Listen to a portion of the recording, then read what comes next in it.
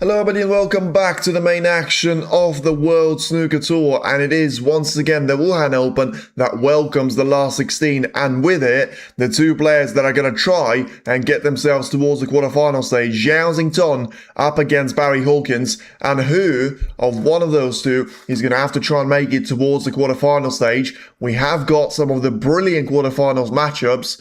We have got Chang Minyu up against Judd Trump, and we do have the revenge, the ultimate showdown of the two men from England.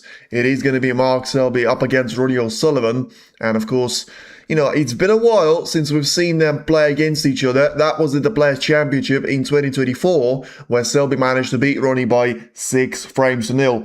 I want to believe in unlucky Barry today. Well, we'll see. He certainly has been unlucky with the draw, although I think when you get yourself to the last 16 and you've played 2 matches already, I think you are going to have to be prepared to be facing the new world number 1, by the way. Live right now, he is the world number 1. Zhao, he's going to be, only provisionally of course, but climbing to the top of the table by, attention, 1,000 worth of ranking points. Behind him, 2,000 points away, is going to beat Neil Robertson, and then Judd Trump, after losing out so many of those ranking points because of Saudi tournament not being here anymore. It is going to be, for now, what looks like a showdown between Zhao and Neil Robertson. Of course, Weezer could have still been a great challenger, but he's not going to be featuring here, and he's only got himself to play because he wasn't able to get past the first round in his match against Artemi Zhizhens. Could have easily been up against Mark Selby tomorrow, but in the end that won't be the case.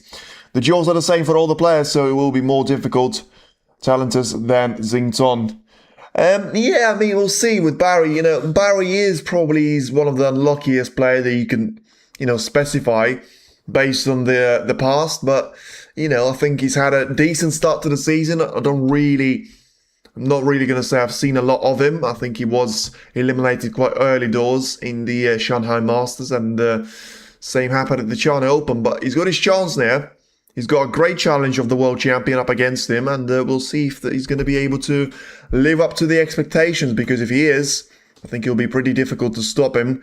And Zhao is going to have, well, if not his hands full, then he's certainly going to be very busy watching what's happening around him rather than, focusing on trying to run away with it. So, yeah, as I say, Chang Minyu against Judd Trump is a brilliant matchup. Mark Selby against Ronnie O'Sullivan is even better. And the worst thing about that is you're gonna have to choose one. O'Sullivan against Selby or Trump against Minyu, unless you want to be one of those people that watches 2 matches at the same time, which personally I cannot really stand, because every single time I try to do that, whether it was with football, snooker, whatever, it just seemed like you lose focus on both of them. And yeah. So it is Zhao up against Neil Robertson for the battle of the world number 1. Technically, you are going to have to put Selby and Trump into that equation as well. And incredibly, right now, Selby is higher than Judd Trump in the rankings. He is the world number 4, right behind Weezer and right ahead of Judd Trump, that has dropped down to the world number 5. Although he has managed to rise to the 1,100,000 worth of ranking points, because before that, of course, he had only 1,000,000, which was still very much not bad. But yeah, we've got now 5 players to beat on 1,100,000, and it'll be certainly interesting to see which one of them will come out on top. We know it's not going to be Weezer because he's already out, but the remaining 4 are still very much in the equation, with Mark Selby and Judd Trump already being in the last 8. Robertson and Zhao still have to make their way towards it, and as I say, only 2,000 worth of ranking points to be separating them away from each other. But I think the main focus has to be on Zhao right now. He is the world number 3 on official rankings, but as I say, live he is going to be the world number 1 after ranking points will drop for both Neil Robertson and both for Judd Trump, because of course, Xington wasn't playing in Saudi 2 seasons ago. He was last season, but he didn't get very far, with Wakelin stopping him there at the last 16, and Zhao there just offering the toss to be given to Barry Hawkins, so it will be Barry to break off. And we'll get ourselves underway very shortly. By the way, on the other tables, we've got the Welsh derby of Daniel Wells against Mark Williams. We've got Liam Davies up against Neil Robertson. And we've got the reigning, defending, and two-time champion of Zhao Guodong still very quietly going on about the business, but still being in the hunt against Chris Wakelin. And every single time he's done that first season, he's done it in the second season as well, where nobody thought he was actually going to be the favourite for the tournament. But yeah, he's managed to win. He's only a ranking tournament that he's managed to win. And he's won it in both 24 and 25 years as well. So we'll see if he can try and make it 3 out of 3, because, you know, it's at this stage, you're just going to have to make sure that the World Snooker Tour is held in Wuhan, and then Zhao Guodong will find himself to be the world number 1 at this rate. Zhao Xington doesn't play a good shot there. As soon as he gets a chance to get back to the tables, he's gone for the black shirt preference today over the white that he had against Jack Jones in the second round of a match.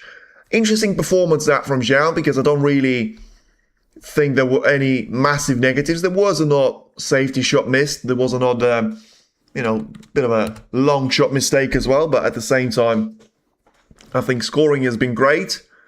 And I think we are seeing the best of Trump. We're seeing the best of Xington. And we are seeing the best of, relatively, of O'Sullivan as well, that we have seen in the previous 2 tournaments, which of course is great, because Zhao still hasn't got himself to the final this season. And of course, remember, when he gets himself to the ranking final, he's got a record of winning all 9 of them, I think.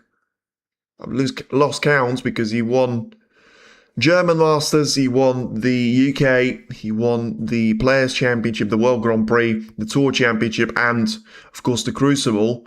So I think they all add up to around 9 tournaments in total. There's Hawkins there.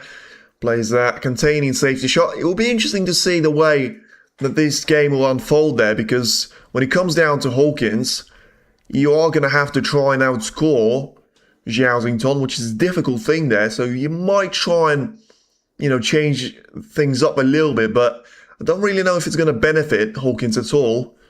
As Xington there, don't think that was an attempt of a long red, although it looked like one. But he got so far away from it, and he got the cue ball so safe that certainly seemed like it was just the safety that he was playing, but certainly a risky one as well, as he was trying to go for the red second lowest at the table, but had to make sure he avoided the contact on the third lowest red, which he has done superbly well. Peggy Lee will be the referee, and it'll be interesting to see if we get any more fun interactions as we had in the match of Ronnie O'Sullivan against Steve Maguire. Englishman, the Scotsman, and the referee from China. What else do you need for great fun and entertainment? You need a better safety shot than that. I can tell you that for free, because the cue ball is going to be running with way too much pace. And even though it's not an easy chance, certainly is an opportunity away to Zhao Xington. And it'll be interesting to see what he does right now. He's going to take this red into the corner, but what's going to happen with the red itself? He'll be in the pocket. That's what's going to happen. And the thing that I was worried about was that he may have not been able to find his way past the black there, but he certainly proved me wrong on that one, because he found room to spare with a lot of leeway in case something on that shot went wrong. It didn't. Now, the first opportunity is going to go towards Zhao Xington, and as I said, I was very praiseful of his scoring in the past 2 matches that he played against Gao Yang and Jack Jones. 2 very different opponents, both for their level, but also for their ranking. And I think for the style of play a little bit as well. But more importantly, it is getting progressively harder for Zhao Xington, and he will have to play the winner of Liam Davies against Neil Robertson. So we could genuinely, and that's no disrespect to Davies or Hawkins, we could get an actual, whoever wins the match is going to be the world number 1, which is incredible. But that's the reality. If both Robertson and Xington win their matches, they're going to play each other. And the winner will very likely be the world number 1. Because at that stage, they would have, of course, got to the semi-finals. And the only player probably at that stage that can counter that is going to be Trump. But for Trump to counter that, it's going to be for him to try and beat Selby. So we could still see Trump against Selby, Xington against Robertson, and just a reminder that these four are in the top 5 of the world, and any one of them right now could still come out of the tournament as the world number 1, which is incredible setup there for Wuhan. And Zhao Xington, meanwhile, getting himself his own setup, trying to carefully make his way past those raids, one after another, taking the one in towards the right corner. Just a little bit of pace management on the cue ball. Didn't really want to end up hampered by the raid, which is exactly what he's done. So, not a great way to play that shot, but should be able to recover. Although, as I say, I mean, to the naked eye, it may seem like he was trying to make his life as awkward as he could, and in the end just about rolls the black in. He is going to be hampered even more by the raids, but this time around, you know, it shouldn't be that much of an issue, because first of all, it's a straight shot, but also you don't have to do anything with the cue ball. You're just going to have to try and play through it, but he's still going to request a spider from the referee, so we'll see if that's going to help him on his way towards scoring some more points, trying to take that red away towards the left-hand side of the table. So playing with plenty of topspin, allow himself to be positioning the white onto the black to be taken into the right corner, as he extends his lead now to 28 points. And already, looking at ahead, you can see he's got 2 more easy reds. One can be taken into both the middle pockets and probably into the right corner as well. And the second one is going to be a very easy target for him to be played into the right or left corner. So plenty of variety to try and get himself 50 points clear. And then, depending on the situation with the lower reds of the pack, he may have to get into the pack right now. So then he's going to be able to get the full benefit out of those 7 raids, still being underneath the ping. It is now down to 36 points as a difference in between Hawkins and Xington. But you have to say, whether it's tactical, whether it's planned thing, but Zhao Xington certainly taking a lot more time on shots than usual. And as I said, he was going to be down to if those reds are visible, and it seems like he thinks they are. And of course, the way that he's positioned himself for this raid, if he gets this one in, it's not going to be just one raid that he puts away. He's going to be able to get a couple of more into the open plane, which is exactly what he's done. And barring any unnecessary or borderline stupid mistakes, you are going to see a very clean sweep of the first frame, and a very good first frame there from Zhao Xington, because the 3 raids that he needs to win the frame were there ahead of him. But, well, talk about, I wouldn't say that was a stupid mistake, that was unlucky, but I don't think there was any reason to be doing that. And the problem is, he cannoned one of those reds so awkwardly that they put the cue ball out of reach for the other reds, and he may have to take it as a plant. Now the red went into the corner, or at least so he thought, but in the end the red is not going to be making its way towards the right corner for now. So a break of 51 points. Once again scoring nicely, but this time around he won't be able to win the frame with that particular break. Of course, the mission for Hawkins is a lot more difficult. Those 3 reds won't even put him back into the frame. They'll give him a chance, but he's got a long way to go until he's going to be a challenger for this frame. And the first shot is going to be the red in towards the right middle. And I tell you what, when you play those shots with so much power, it's very difficult to get the win, but he did. And I have to say, it was very surprising that that red went in, because they never do when you play them with such pace. Unlucky is the term often employed by Barry. Well, I don't know, I suppose he's not really been unlucky yet, because he's just missed the black there, but yeah, I mean, you can't really say that Barry was unlucky there, because Xington wasn't playing for the red himself, he was playing for a colour off a red, so he wasn't going to try and leave a red out to Barry there as an act of generosity there. I think he was trying to do the job for himself. He did, just didn't do it quite well. And now he's got an opportunity. He's looking at the planting towards the left middle, which I don't think Barry needed to exploit that one, because he had a red available, as I say, into the right middle. But Xington clearly thought that red was going to be available to be taken. He wasn't, and it's now going to be a bit of fortune there for Barry, because that red has bounced away from the backhand jaw, which means that red is not available, and a very different position to the one that he has entered last time around, because now the 3 reds underneath the pink, or at least 2 of them, are certainly going to be a lot lesser of an issue. So he just needs to make sure he doesn't snooker himself behind the red. That's the only thing that can go wrong for him. As long as he's got the pink, he's maybe... Well, if he's got the pink, it doesn't matter. But if he doesn't have the pink, he needs to make sure he's not snookered on the black. And I don't think he is. A little problem is that he's going to have to try and take the shot with a wrist. And get a lot of action on the cue ball to make sure that he positions himself nicely for those reds. Never an easy shot for the professionals to be taking on, because you never know where the cue ball is going to go. But I think that the black was just far enough from the pocket to give Barry a little bit of freedom to work his way through this shot. And in the end, he'll be 42 points down. Still 75 at the table, with Xington unable to take, well, first of all, the first opportunity, and then, of course, you know, looking for that planting to the left middle, was always looking towards the backhand jaw, but, you know, felt that the value was there, whether it was or not. The red certainly wasn't in, and Barry himself, after missing out on the black into the right corner, is now taking the black away into the left part of the table to put him just 34 points behind. We're still 67 at the table, so the only realistic issue is going to be probably down to a red on the right side rail, which he's going to have to be mindful of. I don't think he's going to have to be worried about it, but just make sure you don't position the cue ball too close or too far away from that red. And of course, he still has to navigate his way through 2 of the reds next to the pink. And when I say navigate, I don't really mean cannon one of them like that, but I'm not going to say he's unlucky, because I think he hit the wrong red.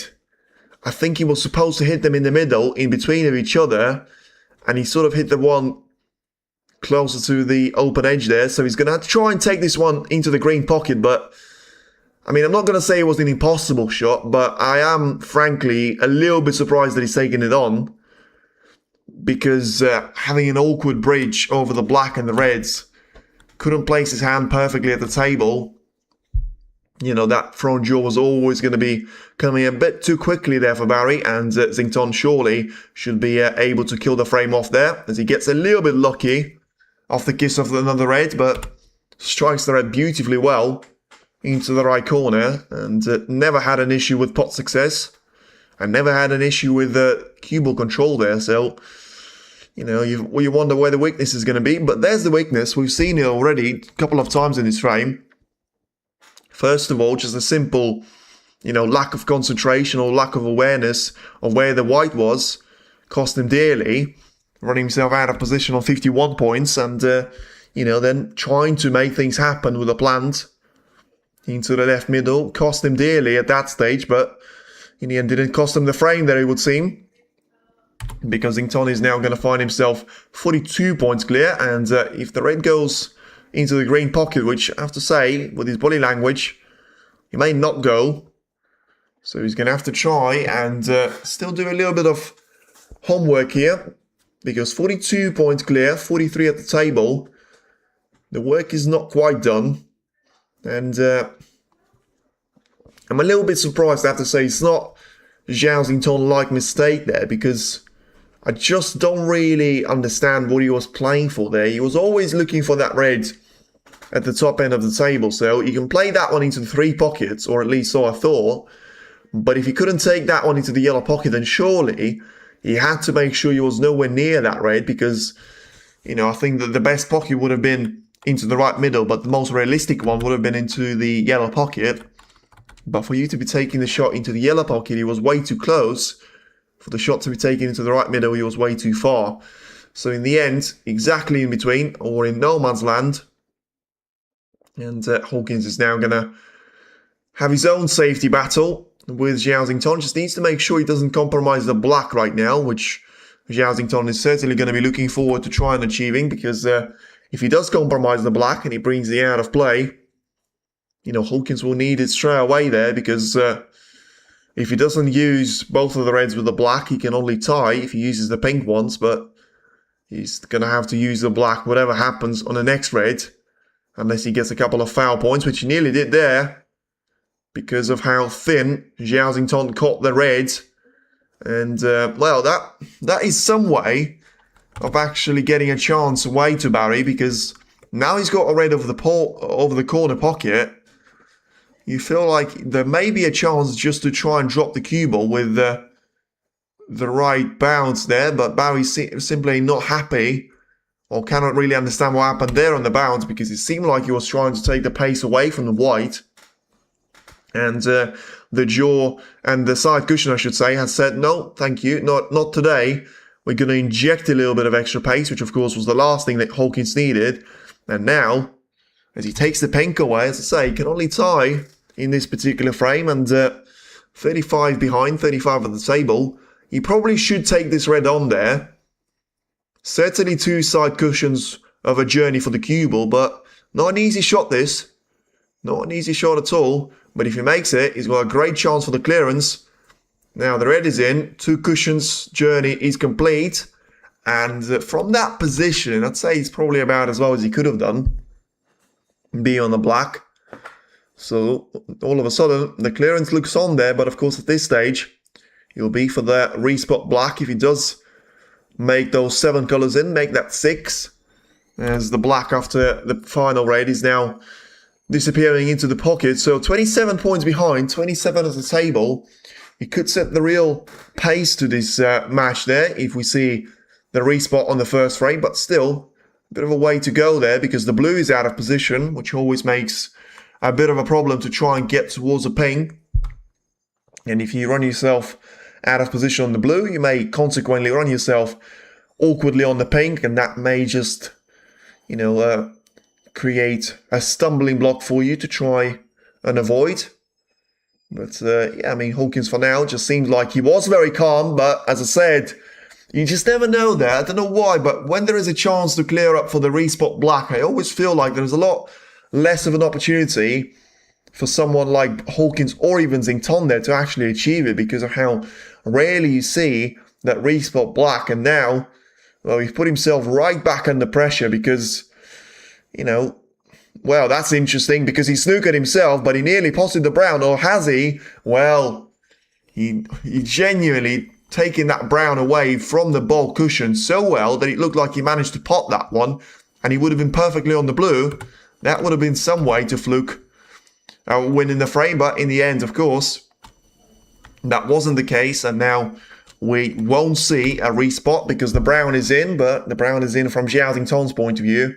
Since Barry got so close to potting the brown, he left it over the pocket, and there will be no snooker pursuit at all, as Zhao Xingtong manages to get the blue away as well. So, straight away, loads of drama, and it's only been the first frame.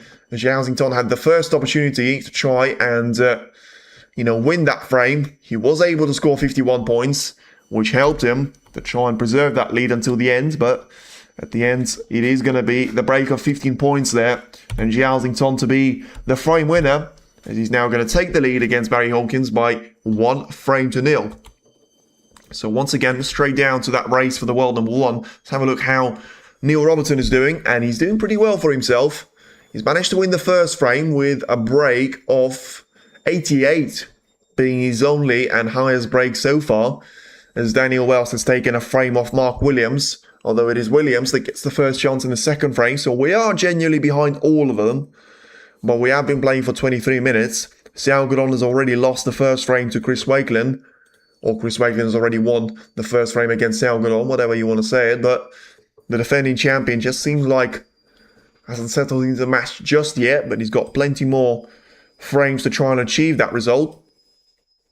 As he's now looking for a potential way to try and play a good safety with Robertson there straight away off the back foot of giving 4 points away to Davies at the start of the frame. He's now got himself a really good chance, and he's about to unleash the thunder, which may still come after the storm, because we are looking at the some high scoring opportunities for Neil Robertson in the second frame, as he's still looking to try and get himself back towards the world number 1 spot for the first time, I remember, since 2015. It's been a long time coming. It will be a long time coming once those Saudi points disappear as well. But until that time, make sure you enjoy it while you can. And he's certainly going to be able to try and be there for a while if he does manage to get further in this tournament than the likes of Judd Trump and, more importantly, Zhao Xington, of course, as well.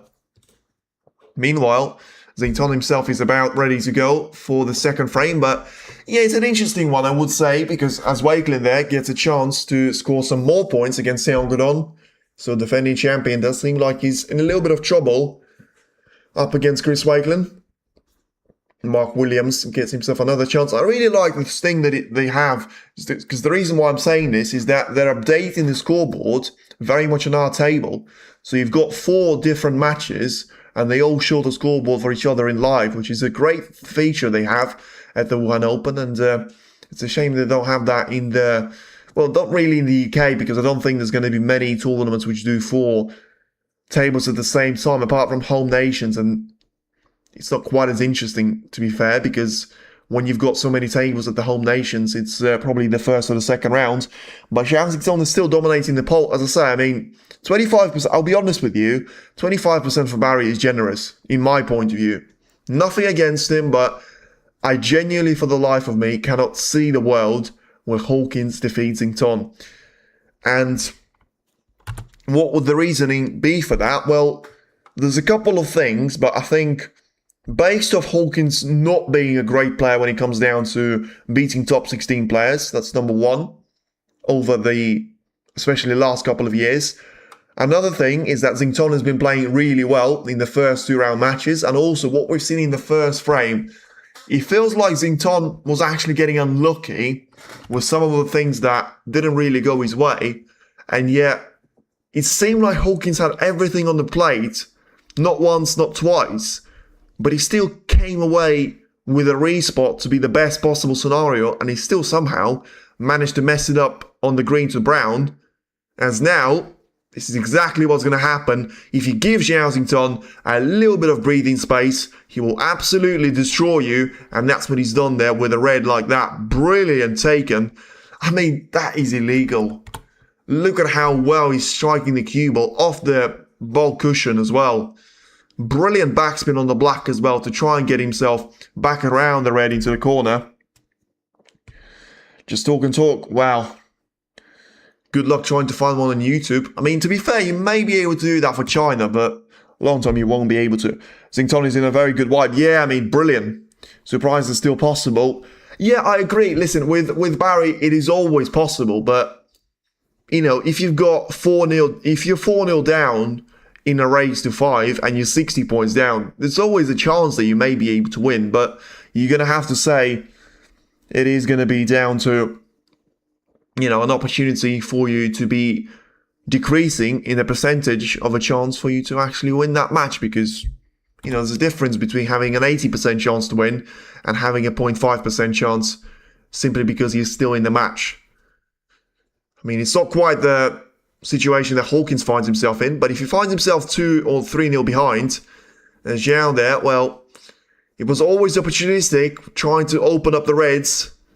Don't think it worked out too well for him, as he's now had a little bit too much uncontrolled pace on the white, and therefore couldn't really miss out on getting a nice kiss of the black, which, I mean, he's played that shot a couple of times now, and I think on the previous occasion it worked, whether it was luck or calculation, whatever, but a little bit unnecessary at that stage. But at the same time, I suppose, he plays for the black one more time, he's out of reds, and then you have to say maybe he should have done it on the previous shot. But still, a very nice safety, and 17 points is going to be the advantage for Zhao Xington here over Barry Hawkins, as he's now getting himself back to his seat, still unable to win the frames with the single visit to the table, but I still think he'll be relatively happy with what he's got.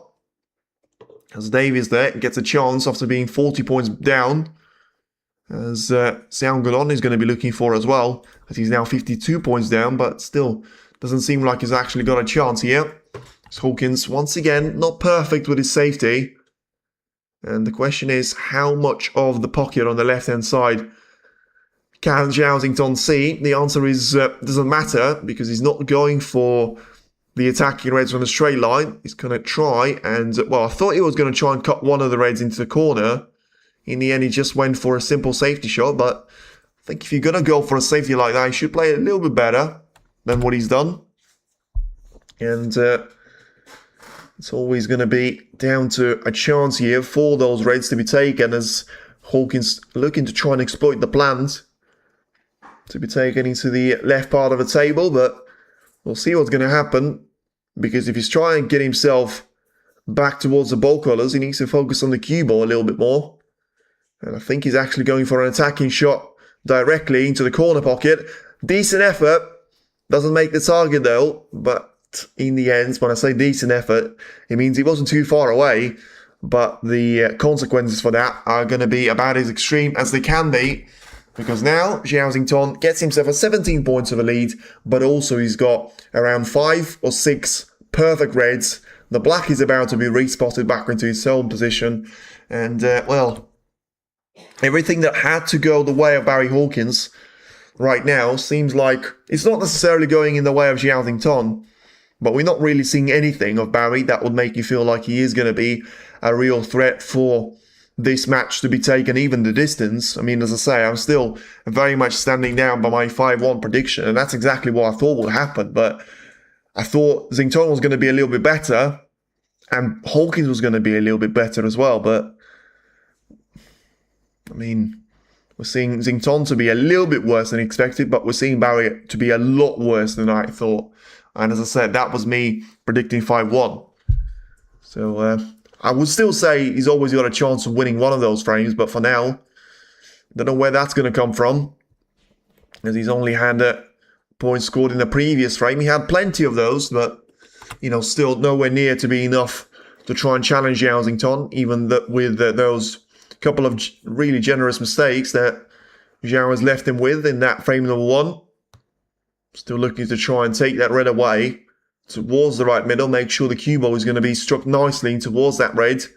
And, well, he's taken the 2 cushion route, which is always risky, but when you play like that, it certainly makes you feel like it was worth it at the end.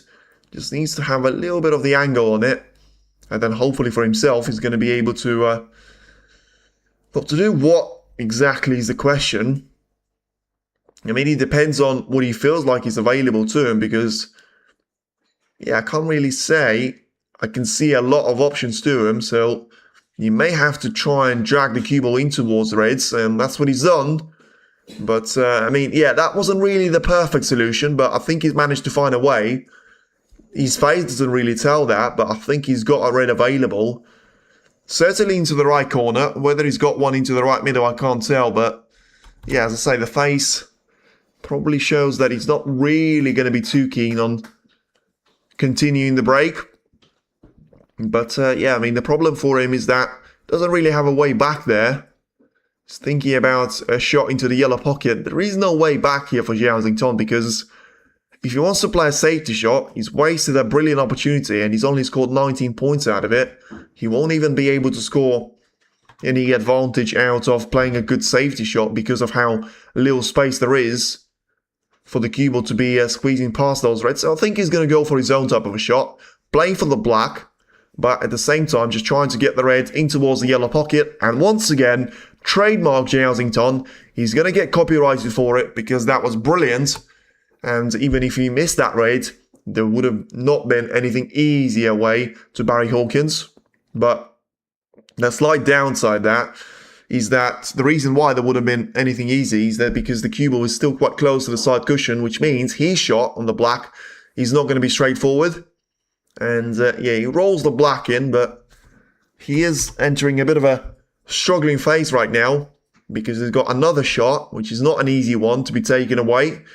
Easier than the black, but probably harder than the previous shot that he had to take as well. Sorry, I was going to say harder than the black, but easier than the red that he had to take into the yellow pocket. Anyway, that's in. He's on the black, and he should be able to finally finish off the work here. Despite it not being from the first time of asking, he's still got a really good chance of scoring some big points out there at the break. And put Barry Hawkins to be even further behind him. The deficit being by 2 frames to nil. If he's able to score 10 more points. put himself more than 60 points clear. And he's going to be able to get himself a chance of winning this frame without seeing Hawkins to score any of those points at all. And yeah, I think with Barry, he needs to be better than that, but at the same time, I think he needs a little bit more of a drop-off from Xington on average to actually have the chance to challenge him. But we're just not really seeing that struggle that we've seen against Zhang, that we've seen partially against Wilson. And you could say it was down to Wilson playing well. Zhang had his own moments as well, but I think early days, it is very important for you to try and put all this pressure onto Zhao Xington, because unless he's going to be, winning frames but he's struggling for form, then you might have a chance, as Zhang did, because that's exactly the way that he's managed to win that first round match. But I don't think we're seeing any sort of struggles there from Xington, which would make you feel like you should panic. The black certainly feels like that, although that was a perfect jinx. As soon as I say that, he misses the black, but yeah, I mean, it's still not going to matter here. He certainly sees the funny side of it, as do the fans. He would not have seen the funny side of it had to happen on the previous red, though. As Barry's about to take the red on towards the right middle, just careful of the front jaw. Played that shot really well.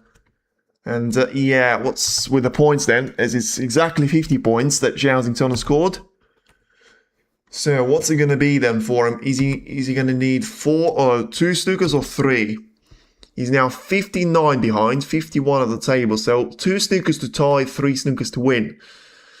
Could always get a free ball, but still a long way from that, as he's now going to have to take 3 reds with the black. Of course, he wants to try and take 2 first, but yeah, I feel like we are seeing a bit of a struggle here from Barry, because even such a simple mission of trying to take reds away has turned into a disaster, and straight away he was turning around to concede the frame to Zhao Xington. There's not going to be any points for him to carry on, which is a shame, but it's something, once again, that you can anticipate when you've got someone like Xington. And unfortunately now, it does seem like Hawkins is going to be a bit of a, sitting duck there, it would seem. There's Neil Robertson now trying to fight back there, despite leading by 45 to 6 points against Liam Davis. He's now finding himself to be in a position of having to come back from 7 points behind, although he's got 6 colours relatively close to their spots, apart from the brown and blue. And then he should be able to achieve exactly the same result as Zhao has managed so far, and get himself a 2-0 lead. As by the way, Chris Wakelin gets himself a 2-0 lead against Xiao Guodong, and he's now looking very nicely indeed to try and end that unbeaten reign for the winner of the Wuhan Open in 2024 and 2025 there, with Xiao Guodong just seemingly not really been able to find the answers, as Mark Williams been able to, as he's now got a break of 45 points and counting to make it 1 frame each in his match against Daniel Wells. Robertson there, just keep an eye on him, as he's now on the brown, takes that one away. So blue and pink would ensure he gets himself a 2-0 over cushion up against Liam Davis, and finds himself in a very comfortable spot to try and set up that potential match with Zhao Xington. I mean, we could have 3 incredible quarterfinals. Judd Trump against Chang Minyu. Wow. Mark Selby against Ronnie O'Sullivan. No comments needed. But also Neil Robertson against Zhao Xington. With Robertson there winning the second frame after he gets the pink into the corner. It is now going to be very much game on for that world number 1 spot, as it's both Xington and Robertson, as for now, the only players, apart from Wakelin, to be fair. So probably the right way to put it is that the only match that doesn't have a 2-0 advantage for the favourite is going to be down to Daniel Wells against Mark Williams. But with Williams winning that second frame, there's no real reason that he will be struggling in the next couple of frames. Who does Ronnie play next round? He will be down to Selby. So he's got his rematch booked. 24. The maths has left me 30 months. 30 months later since the latest meeting on the ranking event of the Players' Championship, after Selby managed to destroy him by 6 frames to 0. It is now going to be down to a quarter-final appearance for both O'Sullivan and Selby as Zhao gets himself a chance. Hawkins only managed to break off just then, and now he will be down to a brilliant long red found by Zhao. And I tell you what, this is a brilliant form of Zhao that we're seeing, and it only seems to get better as the match goes on, as long as you ignore a couple of those weird misses, which, to be fair, both of them didn't really mean anything in the grand scheme of things. And when you don't get punished for them, there's not a lot of reason to be talking about it, as long as it's not going to be repetitive. But yeah, one thing you have to mention is that cue ball control has not been where it should be, which is surprising because the pot success has certainly been there. But after playing a red and a yellow with a nice little combination, Zhao is now going to find himself out of position, and even his attacking mindset wasn't going to go for that plant into the right corner. British Open starts on Monday. Who's winning British Open for you? Well, there's no real reason to go for one of the big names. You have to go low because it's a blind draw at the British Open, so anyone could play anyone, which not really a fan of it, because you could see Trump against Zhao in the second round, which, yeah, just not really a fan of it, because there's a reason why you want to see the best players to play more frames at the end of the tournament. But also, I'm not a fan of having a race to 4 in a ranking tournament there. I think Home Nations is a bit of a, you could say maybe an exception to it, but I'm really glad that they're introducing the new format, as they might need to introduce the no long reds available for Zhao as a rule, because so far he's absolutely thrashed all of them, and he's added another one to his counter. But yeah, I mean, it's good that they're adding an extra frame to be played at the English Open, Northern Ireland Open, Welsh, and the Scottish Open at the quarter-final stage. But I think they just should make it the same as Wuhan Open. I think this is the perfect format where you've got, first couple of rounds all to be a race to 5, then semi-finals a race to 6, and then, the final to be a race to 10. Or you could make it the format of Shanghai Masters, which for me is even better. Probably the perfect format where you've got, all the round of the matches, first to 6. Then you've got the semi-finals, very much down to first to 10. And then the winner will play best of 21, first to 11. International Championship is very good with that format as well. But yeah, I suppose brilliant on long range shots, not so much when it comes down to the positional play there, and Zhao is struggling. Selby or Wilson or Higgins for me for UK. Well, straight away I'm going to eliminate both. I am absolutely, I can give you a membership, I can give you 5 memberships. We can have a deal on this. If either Wilson or Higgins wins British Open, I will personally gift 5 membership. It's not going to happen. If you've seen what Wilson has been doing, unfortunately, someone that doesn't mind him, he is absolutely miles away from winning a tournament, especially when it comes down to the blind draw. This is going to be the chance for someone like Mitchell Mann, Louis Heathcote, Anthony McGill of last season, because McGill made the final of the British Open, played really well against Murphy up until the end point, where he sort of disappeared a little bit. Heathcote played well to a certain extent. Mitchell Mann was all right against Higgins. He wasn't great. And yeah. So I don't really think Higgins, he's been very quiet recently, but also when was the last time he genuinely challenged for the title? Players' Championship, he never had a chance against Xington. The Masters, he never had a chance against Wilson in the final. The International Championship, never stood a chance against Weezer.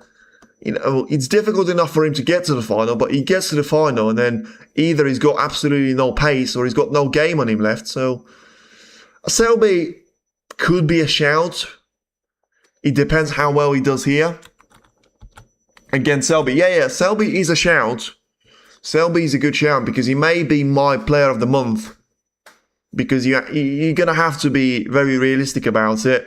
With 3 tournaments to be played, it is in between 2 players. If Xington wins this tournament, there may be in between Selby, Trump and Xington. But I think unless Xington does win this tournament, it is between Selby and Trump. And I think realistically going to have to give it to Selby for now because of, Trump being eliminated in the first rounds of the China Open. Selby managed to make it a little bit further than that. Well, to be fair, I say that. Selby did get eliminated in the first round of Shanghai. So, yeah, it does seem like it's a win of the tournament. First round elimination, a win at the tournament, first round elimination. So we'll see who's going to be able to win this tournament. Then we'll watch for them to be eliminated at the British Open as well. Meanwhile, after 2 brilliant long raids from Zhao and his inability to get the cue ball into the place it should have been, it's now going to be a bit of a lengthy safety battle. But once again, just a matter of time until Xington, and I'm pretty sure it is going to be Xington, goes for a red like that, which he's got available into the right corner. But on this time of asking, I think that the thing that makes it a lot more difficult for him is going to be the factor of not necessarily worrying about the red. I think he's going to be more concerned about not getting the colour to play for, and that might just sort of take that momentum away from him. As Wakelin, by the way, absolutely destroying Xiao Guodong, and he's on his way towards a 3-0 lead. Closer to winning the match than anyone right now of the 4 matches that we have, with Liam Davis still getting a 10 points of an advantage over Robertson, but finding himself to be snookering behind the brown. We'll see what's going to happen here then, as he was just a safety from Zhao Xington. He didn't play that safety too well, as the cue ball is going to be closer towards the blue ball line than it is going to be towards the bulk line. So we'll see what Hawkins can try and achieve with this raid. So far, these have been wobbling in the jaws for him and staying at the table, but at some stage, something's going to have to click into place, and or alternatively, Hawkins can try and go for a safety, but I don't want to force him, but if he's turning down shots like that, he doesn't really have a chance. So, yeah, I don't really understand the interaction between the referee and Hawkins there, and I think I'm a little bit too late to turn the volume on. But Hawkins certainly seemed like he's misheard the instruction there from the referee. But both of them found it very funny, whatever it was. I tipped Selby last time. I'm going for Ronnie O'Sullivan in this tournament. Genuinely, I am a little bit baffled by that. But let's have a look at what Hawkins does of this raid. Yeah, well, I say he can't really refuse those shots, and he can't really pot those shots either. So it's just one of those for Barry, and he's smiling about it, but he knows that it's just not been anything that you could sort of say, well, that's been a positive. It's just all been negatives, negatives, negatives for him. And unfortunately, they are eventually going to stack up into a match loss at this stage, unless there is going to be a dramatic change where, Hawkins is going to find his rhythm. All of a sudden, Zhao Xington is going to be dropping down the gears, which I still don't think he's actually risen plenty of gears, because I think his positional play is all over the place, and it's a little bit weird of a thing to be saying, but I think the further match goes, the worse his positional play becomes. Because in the third frame, everything you need to know is that he's taken 3 really difficult reds, and he's only been able to score 9 points right now. So as he run himself out of position twice, nearly run himself out of position on the third time as well. Clearly wasn't happy visibly on himself. But yeah, as I say, now just looking at an opportunity of trying to score some big points.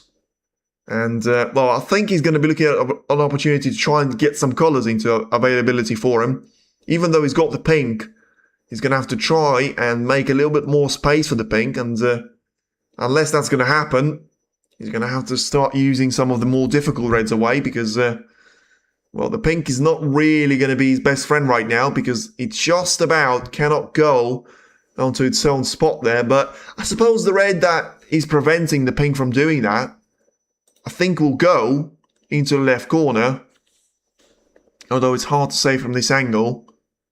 He may not do that at the same time, so we'll see what's going to happen. So he may have to go for the red into the left part of the table, because he needs that red on top of the pink to be eliminated, but he also needs to get a color, which doesn't really match together. And yeah, in the end, it was always going to be one of those awkward positions where you can't really blame him for only scoring 10 points. But Were you baffled Ronnie's in the quarterfinals? Yeah, a little bit baffled with how many people genuinely think that Ronnie can beat Selby. I mean, Ronnie seems to be the most realistic of anyone. He probably doesn't even know that he's going to play up against Selby, but he's genuinely finished his match and he's saying, one of my greatest achievements in the last 12 months is winning 3 matches right now with how well I'm playing, how badly I'm playing. Anyone that plays half decent against me will win. And when you think about that statement, and you think about the matches that he's played, Yao Pengcheng has played horrible. Ashley Carty was wasteful. Maguire was all over the place, where he could have a really good frame and then he could have 3 really crap ones. Selby just managed to win China Open, and he's just managed to beat opponents which were a lot more difficult for him to beat than they were on O'Sullivan's point of view, on paper. Good evening. Trump versus Chang Minyu and Selby versus Sun in the next round. 2 big games. Yes, Peter, and we could still see a race for the world number 1 to be in the quarterfinals as well. Although Hawkins heard me there and saying, not today. I'm still going to try and put up my best fight. As we could see Zhao Jington up against Neil Robertson in the quarterfinals. So we've got 3 out of 4 pairings potentially to be the best possible pairings you can imagine, because Chang Minyu against Trump, one of the biggest mismatches when it comes down to the ranking, not really telling you the picture. We've seen that with Robertson, but Chang Minyu just allowed Neil to be too far away from him, so we'll see what happens. But Robertson looked very nicely for a 3-0 lead, and now, after a couple of wasted opportunities from Zhao Jington's point of view, it will now be down to Hawkins to have his own chance. What time will Ronnie versus Selby tomorrow? 7 o'clock in the UK in the morning, or 2 o'clock in China. So it depends on which time you want. I only know because they put it on the social media. So it's 7 hours of a difference in between China and the UK, which makes sense. So the evening session is going to be starting at 7:30, and the afternoon session will be starting at 2 o'clock. There's Barry there. It just seems like he got a bit of a weird contact point on the white, and I'm not sure if he's compromised him a lot there, because I think he needed to be more to the left of the pink. It'll be interesting to see what he does, but I think he might have to play for the red off the left side cushion into the same pocket, and he didn't get anywhere near as much spin as he had to. So I think we have to probably address the question as well. So yeah, that's why, as a Ronnie O'Sullivan fan, I've got absolutely no hope or no belief that he'll be able to even get close to Selby. If he plays well, he will be, but he has been going on a rise a little bit, and Selby has lost a 4-1 lead against Pang and got himself into a decider. So, but I think there are going to be plenty of stars that have to align for O'Sullivan to challenge Selby. And I'll be seeing a bit of a sign of the table. He's not really playing the way he should be on the professional tour, because the way that Hawkins is miles behind on pretty much every single one of his positional shots there, and that could also be the reason for the struggles of Zhao Jington, because he just seems like he can't really get to the grips of the table. Though, once again, I felt like he was playing a lot better in the first 2 frames, especially in the beginning of the second one, rather than what we've seen of him quite recently. Yes, he's now just going to have to go for a safety shot, sending the cue ball all the way towards the top end of the table. And it is a little bit weird to see pretty much an hour of action gone and only 2-0 of a lead, but it's been one of those frames and one of those matches where you don't really see a frame to be won with a single visit to the table. But Hawkins might have another one lined up. He hasn't been a great fan of long shots so far today, and he's not going to make any fans right now with them either. Think he managed to get away with the red to be covered by the brown, so we'll see what's going to happen here with Jington. I think he can't really get towards that red past the brown, which means he's going to have to try and come up with something else as his plan. I don't think he can cut the red into the middle. I think he's just too low there, the red. So just a careful safety shot. And a little bit closer towards the right side cushion, but he got a little bit of spin on it at the end, so not too bad there from Xington. Now once again, back down to Barry to try and get himself started, but more importantly, just trying to put those reds and colours to be safe.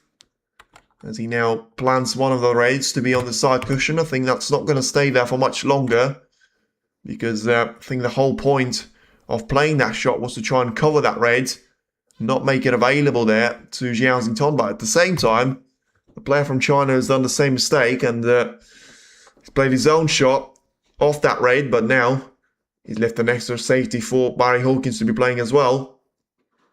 I don't know if Barry was anticipating to try and catch that jaw of the middle pocket, but it doesn't seem like it cost him anything. Doesn't seem like he won him anything either. And Zhao is going to have to be the player to be the first to try and disturb the pack of the reds next to the black. Probably the only pack which, the players are going to have to worry about to a certain extent, because the red on the right side rail is going to be, well, first of all, there's only one red out there, but also it's not going to be needed for either Hawkins or Zhao if they are to get a chance away, because there will be more than 35 points clear by the points of, trying to pot 6 out of those 7 reds. But Hawkins now seemingly able to try and cut this red towards the corner. It's been coming. The chances have been presented to him very consistently as well. And now let's see on how can he try and utilize this particular opportunity. He was a good red, but he was always a touch too close towards the right corner for it to be called a brilliant shot or something. It was probably more of a mistake from Zhao's point of view than it was Barry's achievement. But now, with the blue to be out of position, it is going to be very much down to a couple of chances here for Barry to try and, score some points, as I say. Probably doing that off the pink as soon as he gets himself down to the middle point of the table. Right now, I still think he's going to have to try and play for the bold colours instead. And didn't do a good job there, because he's still going to have to use the rest. Taking the blue away will certainly help, because that will give him 2 out of the 3 main colours to be available. But, dragging the cue ball towards the lower end of the table while spotting the blue at this stage of a frame is not going to be the easiest thing that he'll do. But he's managed to achieve that. And now, once again, probably the last time he's going to have to go for a shot slightly more difficult than normal. Or rather than, he feels he can try and hold the cue ball for the pink instead and just make it light work of those 2 reds next to each other. So it's now 15 points of a lead that Hawkins has got up against Zhao Xington, and certainly finds himself in a very good opportunity to try and take this frame away as well. So 21 points is the lead. Still looking at the pink to be taken now towards the left middle, and very careful shot needed on the next time of asking, because I don't think he is going to be anticipating to try and play that red underneath the black there, although he might, because of how he looked at that previous red here, and also what sort of angle he's got on the pink to be taken towards the left middle.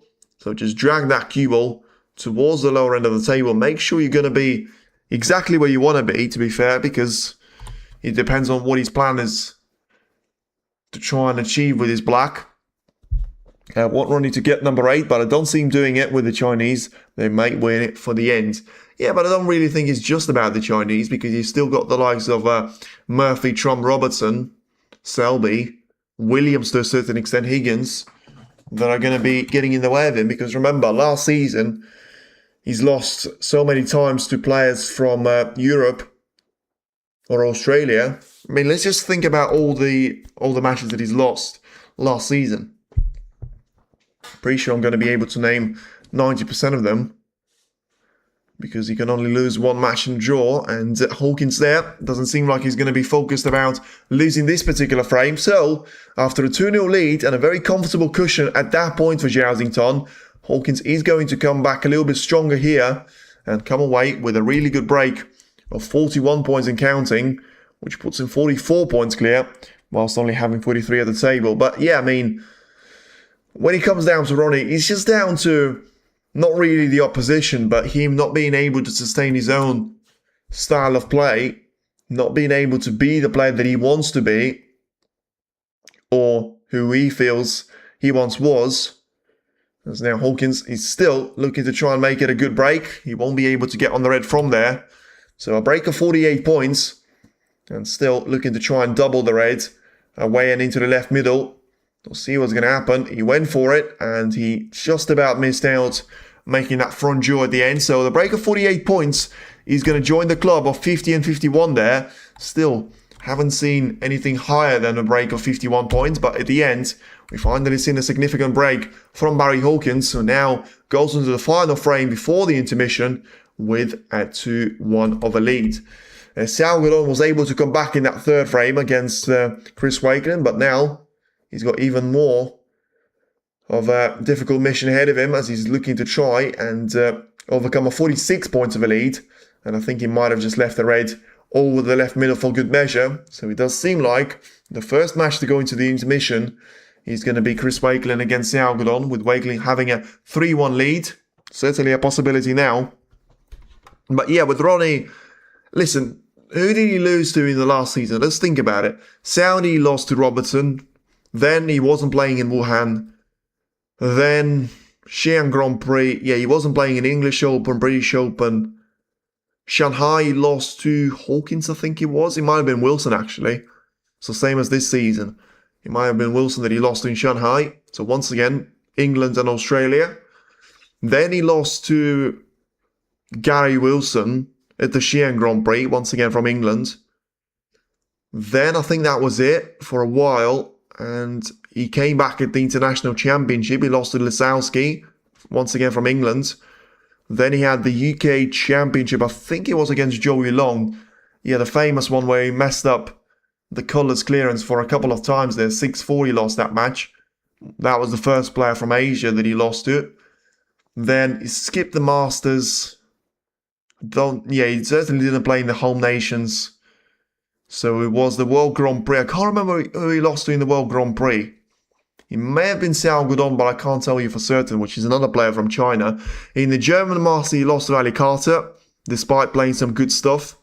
He was just not able to do that. And then I don't think he had any more tournaments. World Open obviously lost to Chipchaya from Thailand. So he's had, and then of course in the World Championship he lost to John Higgins from Scotland. So he's had Chipchaya 1, Joey Long 2, and who was the third player that beat him? Zhao Guodong. So 3 players from Asia managed to defeat Ronnie O'Sullivan last season, which, you know, is still way less than players from other parts of the world, if you like, have defeated him. You know, you've got one from Australia, you've got one from, many from Europe actually, but majority of them all to come from United Kingdom as well. So we'll see what's going to happen in the match in between Zhao and Barry Hawkins, and it's now going to be, I'll tell you what, Wakelin had a bit of a stinker there, and he's allowed Zhao Guodong back in with a chance to try and steal the 4th frame and go to the intermission back level. Talk about being back level, 57-57. The Welsh Derby is going to see the scoreline, with Mark Williams being at the table, so got a great chance to try and, get himself a 2-1 of a lead. Same comes with Neil Robertson, getting 44 points ahead, whilst only having 51 at the table for Liam Davis. And especially with ball colours being lined up very awkwardly, in a good position when it comes down to individually, but, you know, they're all bunched up very closely towards the yellow pocket, which might make the clearance, you know, pretty much impossible there for someone like the opposition player of Neil Robertson, of course, being Liam Davies. But, well, surprisingly to me, Mark Williams didn't manage to take the brown away. So the Welsh battle will continue in that 3rd frame, as we're now ready to get the 4th frame underway. Although I say ready, the referee's ready, Hawkins is ready, Zhao is still nowhere to be found, as he's looking to try and put whatever happened in the 3rd frame behind him and just make sure he's got a better chance right now of trying to score some big points. Trying to win a really good frame here as well for him, and hopefully try and put himself right back in the mix for who's going to be the man to stop later on in this round. As I say, still waiting for Zhao, so may as well keep an eye on the other tables. Mark Williams, Daniel Wells still battling for the blue and the pink. Williams will still need only blue and the pink, so the black right now is irrelevant in that particular match. Robertson is still fighting away with Liam Davis after having a 44 points of a cushion at 51 at the table. Zhao Gudon with a really good opportunity now to make a clearance and come back from being 2-0 down, nearly 3-0 down, nearly 3-1 down, to make it 2-all at the intermission, still being available. But yeah, the race for the world #1 match is potentially going to be in scrutiny if Zhao is not to be able to beat Barry Hawkins, but I think Neil Robertson is still looking about as comfortable as he has been against Liam Davis. 2-0 lead, and as I say, not having any problems of trying to extend that lead either. Zhao is finally back towards the table, and we're now ready to get ourselves underway for the frame number 4. And a little bit of excitement there. I think he was getting a little bit bored with no resistance from Hawkins. I think that performance in the previous frame potentially could get him just a little bit on his toes and make sure that he's not the only one playing snooker here. Hawkins is still a very dangerous player if you give him the momentum, which was something that, of course, Zhao has given to him in that previous frame. Pacey that on the cue ball. And yeah, at the end, he just caught the right part of the red so that he blocked off the pace away from the white. And it's now going to be an opportunity for Zington to play the cue ball away from those reds.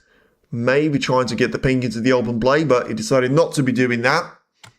Could be down to the pink spot not being available either. Or just trying to focus on playing a good safety shot so that Hawkins has got it all to do ahead of himself. There's now Barry looking for the red second closest to the left side rail. Trying to take that one towards the black and into the right corner. So now puts the black to be over the corner pocket, but I don't think he's played a good safety shot there. So far, those long range shots have been striking very, very well from Zhao point of view, but as I say, that was down to him being the man setting the pace to 99% of the match, and with a little bit of a change in direction in the previous frame. Let's see if he's going to compromise him at all. Well, we will a little bit here, and at this stage, it's going to be a red that he missed, although arguably that was one of the hardest ones that he had to take. And let's see what the decision is going to be there from Barry Hawkins, because can he get through to the red into the right middle? Does he have to get through to that red, or can he take the red away along the black ball cushion? Let's see which one he thinks is going to be the easier one. I think with the red being slightly away from the side, from the black ball cushion, yeah, he played that one really well, to be fair there, Hawkins. And he might have actually been perfectly lined up, but it seemed like there was a bit of a gap there. But the way that he managed to strike that red and into the right part of the table, it seemed like he was perfectly on the cushion, and he never seemed to have left the cushion for a centimetre away. So, yeah, but I mean, just very briefly, I realised I didn't really answer on Ronnie's got absolutely no chance of winning the 8th world title. I think if you told that to him right now as a fan, I think he would absolutely laugh and call you delusional, and I'd call you delusional as well. If you're looking at the way that O'Sullivan's playing, if you genuinely think he's going to be able to win 100 frames or so at the Crucible, then you're a bit more of a fan. You're obsessed with him at that stage, because realistically, you can't be thinking that. And if he beats Selby, I'll be just about as stunned as I was when he managed to come back from being 16-14 down in the semi-final. And yeah, probably going to be more stunned than that, to be fair, because that was in 2020. 6 years later, I think we're seeing a very different form of Selby and very different form of O'Sullivan as well.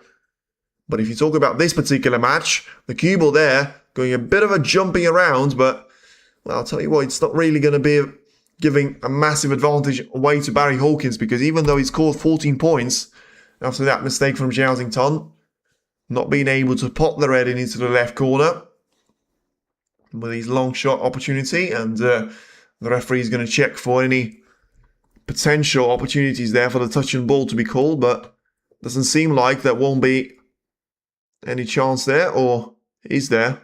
Let's see the way that Hawkins approaches this one. So, not sure if that was planned or it was a bit of disappointment there that he's shown in relation to how close the cue ball is now going to be towards those reds. So Zhao still doesn't seem like he's learned the lesson from the previous frames. Still looking to try and find a plant into, once again, the left middle.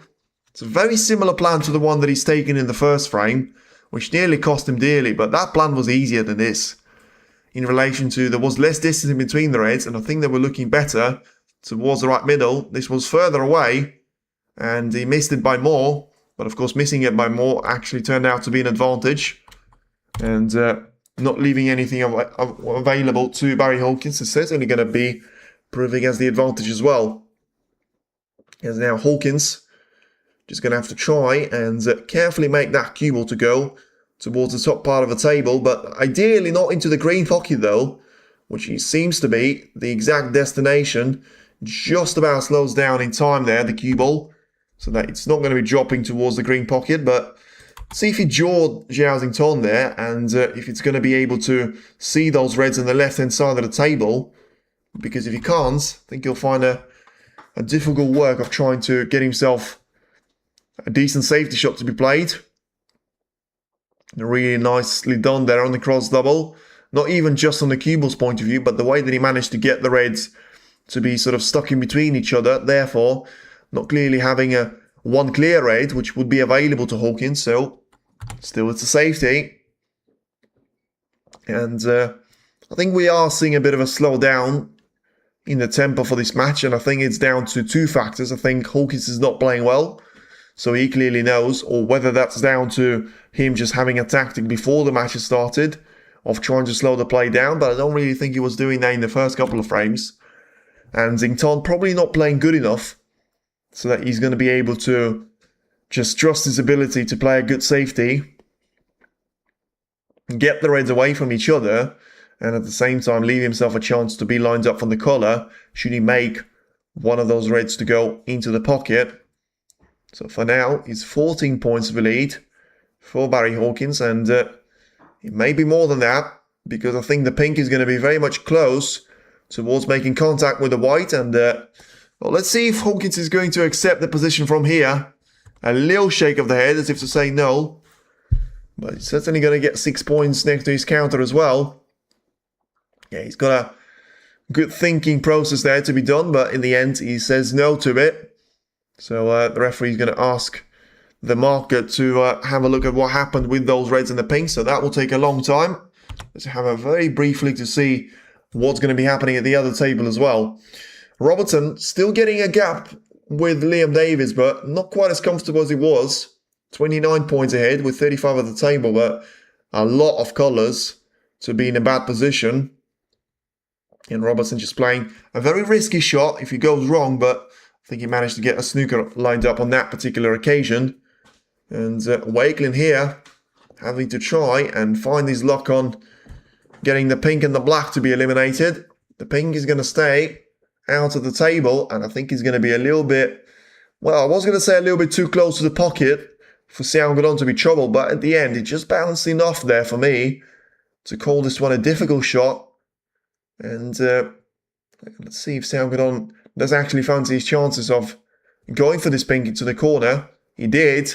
He's managed to pot the pink as well, and now it will be all down to 2 frames each, despite Wakelin having such a good, chance to go 3-0 up in the third frame, to go 3-1 up in the fourth frame. It's now going to be 2 frames each here, and, the reigning champion is still very much in the mix here when it comes down to trying to get himself to the last 8 of the stage. Zhao has seen the cue ball, the pink and the reds to be respotted into their previous position, and this time he tried to be clever. It didn't really work, but it's hard to tell of how easy of a chance has he left to Barry Hawkins, because I don't think he's done that intentionally, leave those reds to be available but just hope they're going to be in the way of each other. But I'm not going to say it's the best tactic in the world. I don't think it's the worst tactic in the world, though, because I genuinely don't think Hawkins has got anything available to him of an attacking shot there to play. So yeah, just had to go for a safety. And if he gets the cue ball to be lined up in behind the yellow, or at least get past the yellow, playing that safety pretty well. But a little bit too much power for the cue ball really to be in a struggle zone for Xington, and instead he just got a straightforward safety shot to be played off the lowest one of those reds of the pack next to the pink spot. Nearly turned into a plant as well, but I don't think that was something that he was playing for. Once again, not perfect on the cue ball control, catches the brown a little bit sideways, and Hawkins is now going to have the opportunity of playing the red away and into the left corner of the table. So a little bit of a big bounce. And was always going to catch that one thick. But I think once again, the cue ball control has saved him there. And even though the red is going to be quite high at the table than usual, still going to be way lower than the blue ball spot. And Zhao probably is going to try and use one of those two reds next to each other. One of which Hawkins has played just now. And just get the cue ball to be far enough from the left corner of the table so that he bounces away to the top edge of the table. It seems to be a really good line there. And I think he just about managed to get cover on the brown there. Although Hawkins is straight away looking for that lonely red, which is not the easiest safety that he could have played, but it's certainly not the most difficult one either. And of course, as I say, had Hawkins not been able to see that red, it would have been a very different story, but he was. And now just seconds after him seeing that red, Zhao may still be able to have his own advantage like that, where the only red that I can see a safety off to around 5 o'clock of the pink is now about to be taken. Oh, that was a little bit thin, at least that he felt like that. But the line is really good, and the pace is even better there from the cue ball. Some really good safety shots from both Hawkins and Xington, as the fans applaud. And it's now going to be down to Xington to take his seat. Hawkins try and think about it, because, we've talked about there was always a way for you to try and recover. I'm not sure there is a way now, because if the cue ball doesn't get past the blue, green and pink, in between all three of them, for the red around 7 o'clock of the pink, then he may be able to struggle to try and find a safety shot. I mean, the alternative was always from the right-hand side there, but unless he's just trying to play a dumb shot and leave the cue ball, no, he's not. He's trying to actually make it to the top edge of the table. Fair play to him, because that had to be hit very well. And Zhao acknowledging that, because that wasn't an easy shot. I think Zhao is going to have an easier version of it now, but because one of the reds that Hawkins was playing was further towards the right part of the table, the chances of rattling the cue ball in the jaws were very much higher there for Hawkins. And Xington in the end didn't play that shot too well, but I mean, in hindsight, it might have actually saved him a little bit, because had the cue ball been further up the table, the red still at 7 o'clock of the pink would have been available. Now, Hawkins is going to have to take those reds away from the right-hand side towards the left part of the table. But this time, he got very close towards the jaws. He just about missed them, but I think because of that, he compromised himself on the exit. And he will be down to yet another long shot available. It's been a while since we've seen those attempted by either Zhao Xington or especially Barry Hawkins. And Zhao now just looking to try and go for the red into the left corner. As I say, it's been pretty much an hour and a half since the match has started, but these shots have been missed badly there in the last 30 minutes. This is a brilliant long red, struck in beautifully well from Zhao Xington. It's a shame they don't really do replays in Wuhan, because that certainly deserved 1 or 2. And being 20 points behind is not the worst news that he could have received at the starting point of this frame. And just needs to try and sort out the positional play though for him, because not only in this particular break but also in general, I think he had a massive drop off for whatever reason ever since the end of the first frame, the start of the second frame.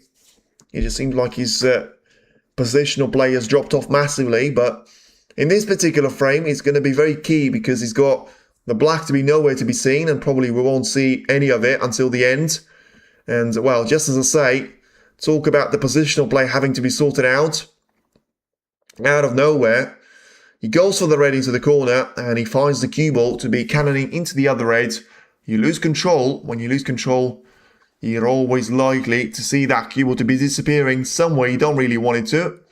And in the end, that was the case with Zhao.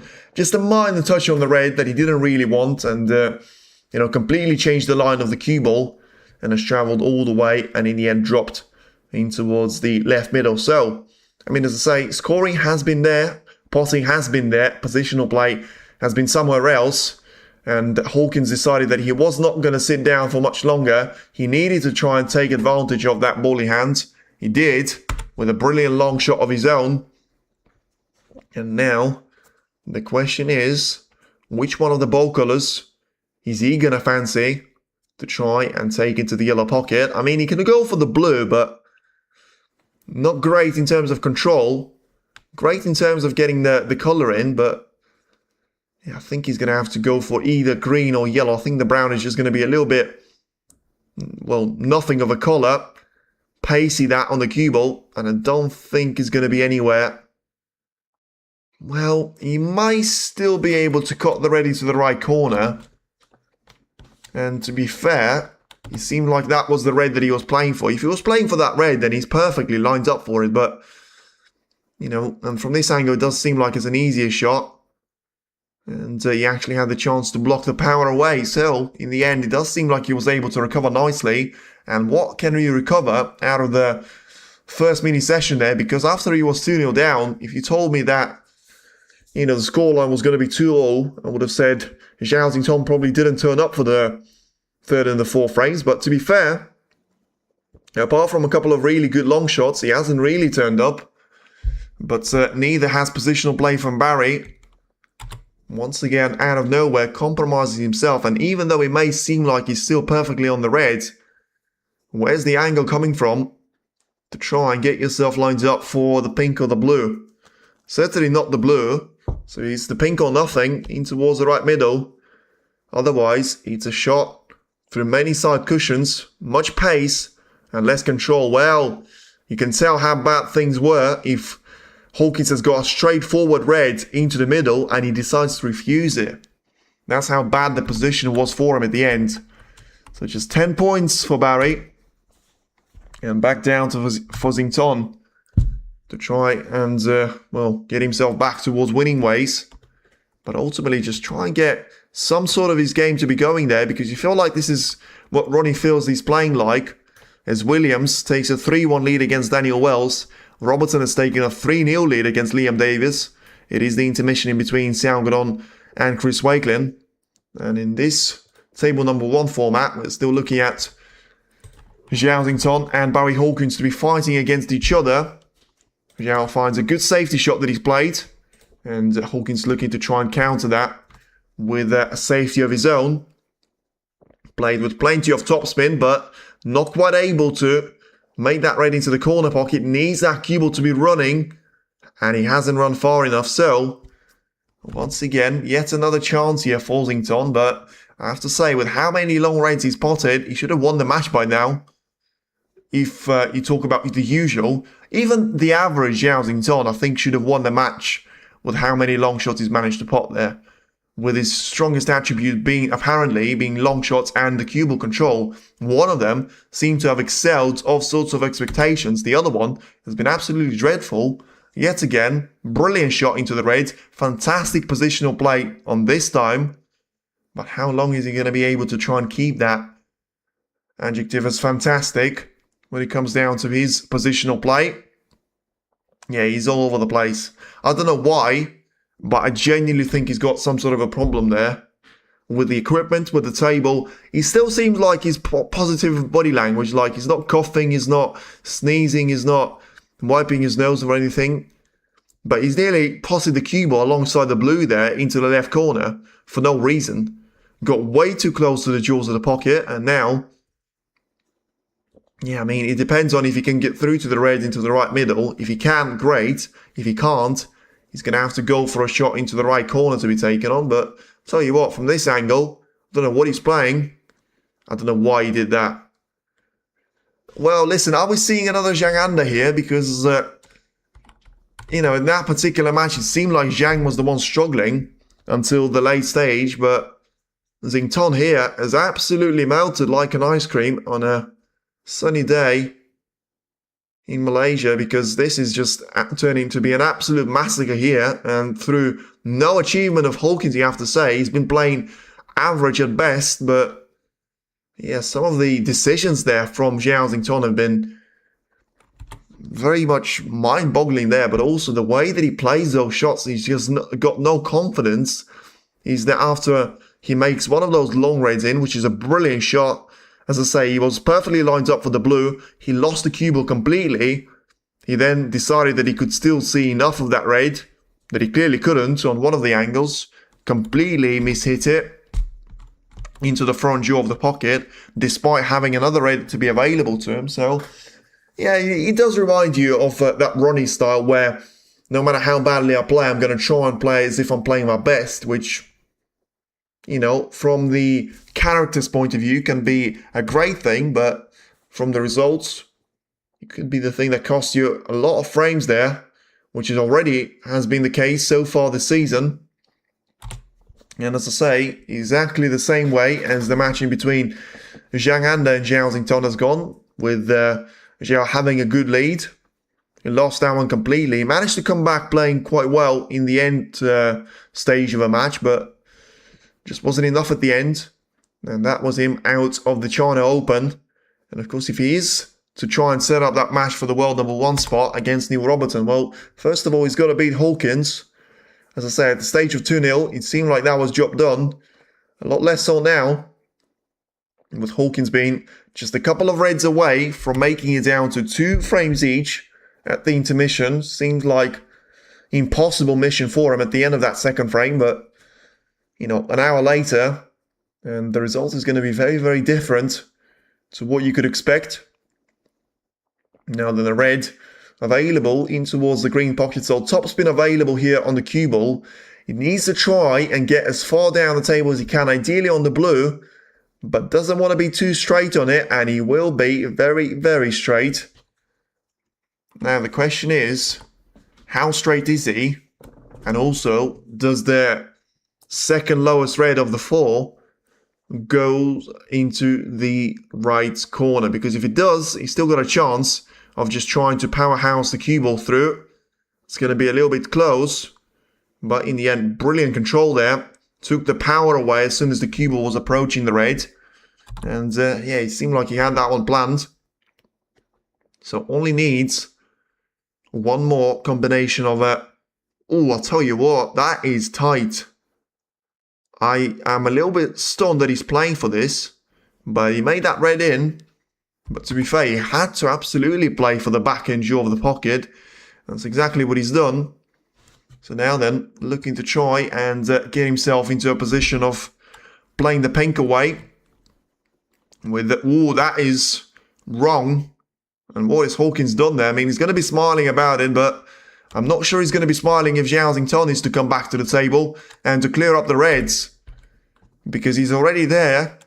Well, I'll tell you what, he's got 3, the most difficult reds. Good thing for Hawkins is that he genuinely has left the job to be as difficult as it can be. Because the reds are all in a horrible position.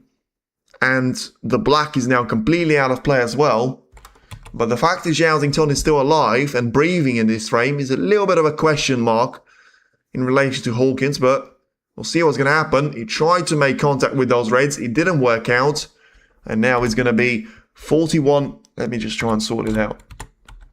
So 41 being the distance in between the two players. 43 being at the table here. So he can afford to be using the pink once. He can't afford to use it twice though. Otherwise he can only go for the respot, which is something that we've seen already in the very first frame of the match. But at that time it was the roles reversed, with Hawkins to be the one trying to chase down Zhao Xington. Right now, it doesn't seem like something that's going to happen until the end stage of this frame. But yeah, I think that mistake probably could not have come at the worst or at a better time for Hawkins, depends on which way you look at it, because if he came a couple of shots earlier, then he would have found himself in a lot more of a disadvantage. But, you know, if he came a couple of shots later, it wouldn't have really mattered at all, because he would have had the frame to be very much over for him. Yeah, Zhao felt like he had the chance to go for the red into the right corner through the side cushion, but even though he got the perfect positional play on the black, although that was after a double kiss with the red that he missed, the red is probably not going to be available, I want to say. Hawkins will take a good look at it, but I think it's just about too much of a cut for you to try and make. So at this stage, is it going to be a bad thing for him to try and just send the red as far away as possible? Leave the cue ball to be on the black ball cushion. And, well, as far away as possible, wasn't really going to be meeting the yellow halfway down the journey, but at the same time, it's still a lot further from the black than Zhao would like. And, well, this is now the question on what do you actually do here then, because he doesn't have access to that red at the top end of the table. He can play the reds into the right middle, the other reds, in towards the right part of the table here, but he's got no chance of, ideally, getting the red in and also getting on the black as well.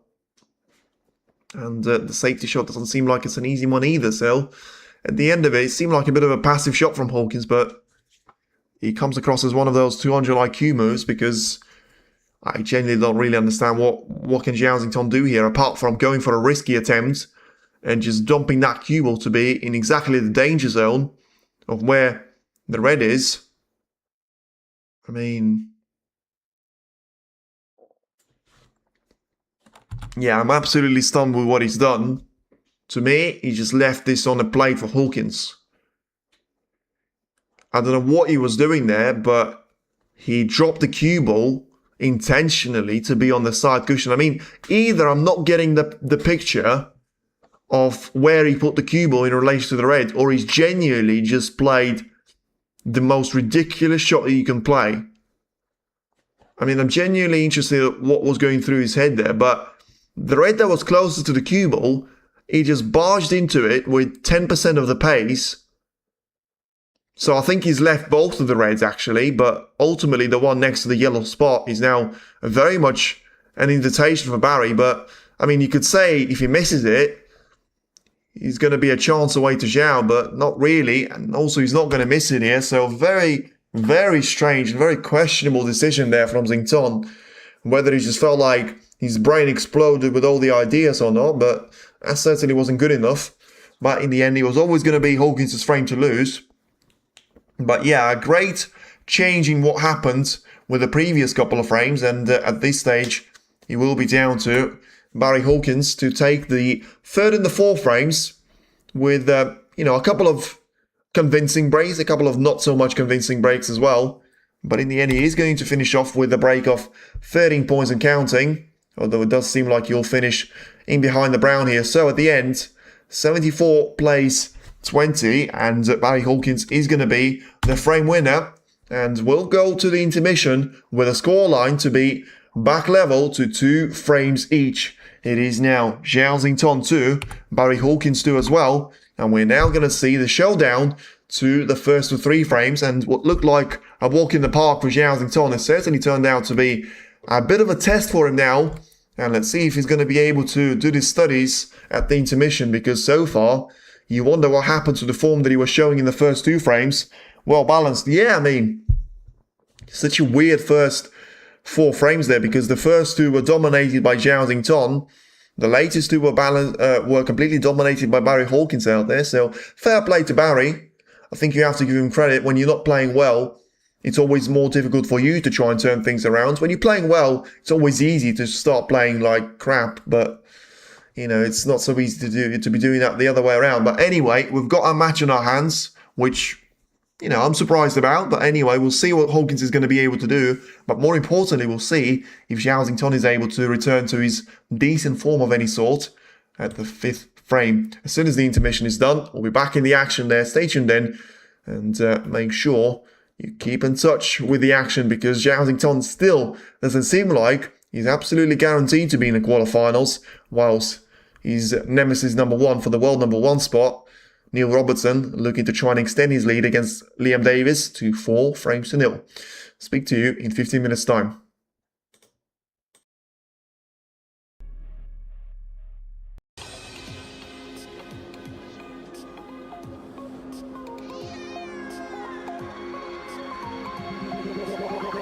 Like a Hellcat.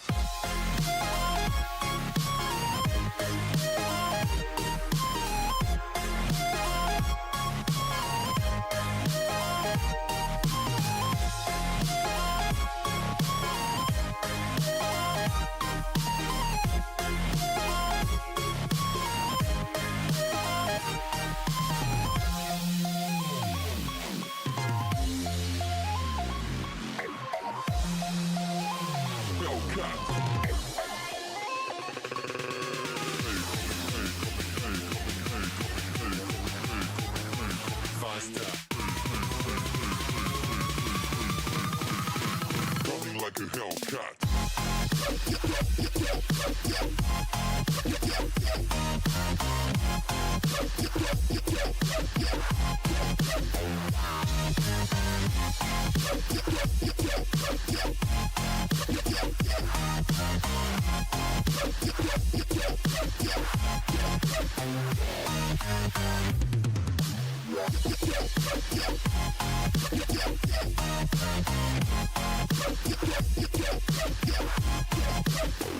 Like a Hellcat.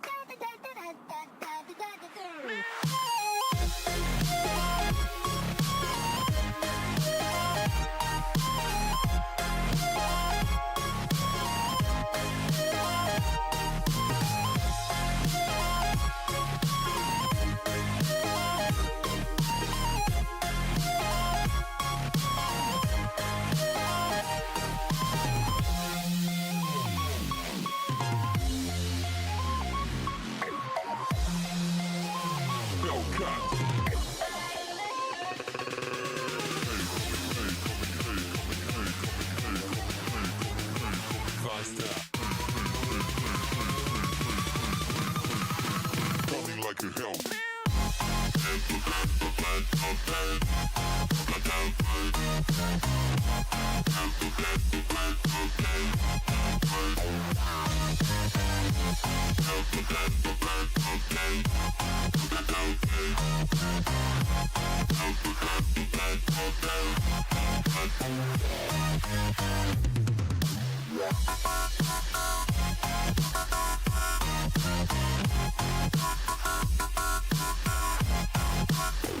Like a Hellcat.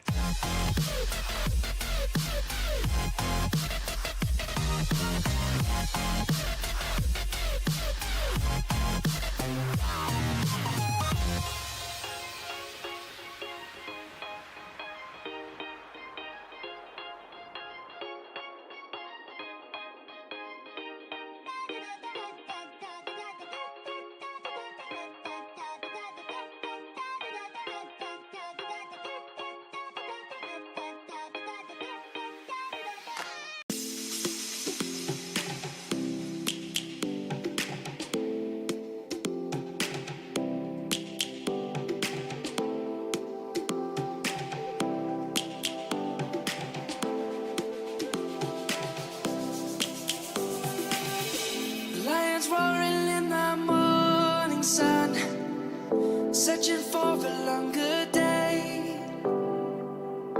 People feeling like the light has just come. We must never stop the way. Birds jumping and I hear my name, grasping into a life. Life is happy but it's so insane. We must merely make a start. Savannah.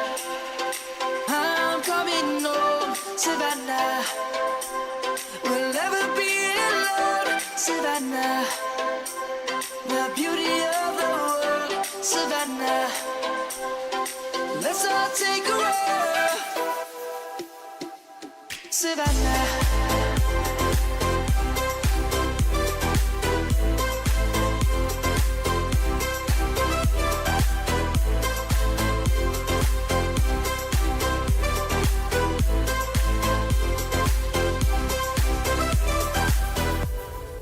Lion's gonna come.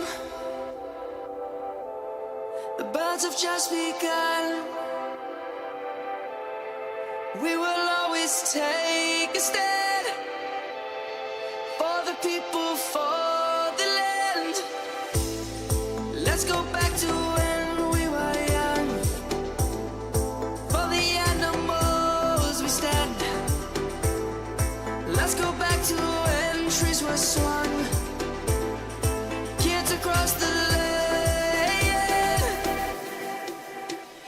Savannah, I'm coming home. Savannah, we'll never be alone. Savannah, the beauty of the world. Savannah, let's all take a road.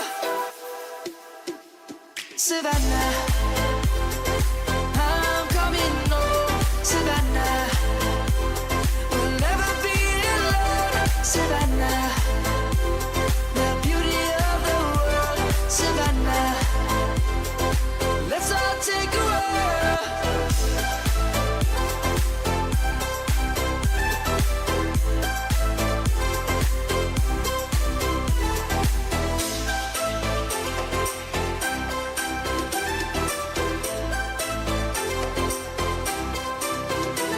Savannah, I'm coming home. Savannah, we'll never be alone. Savannah.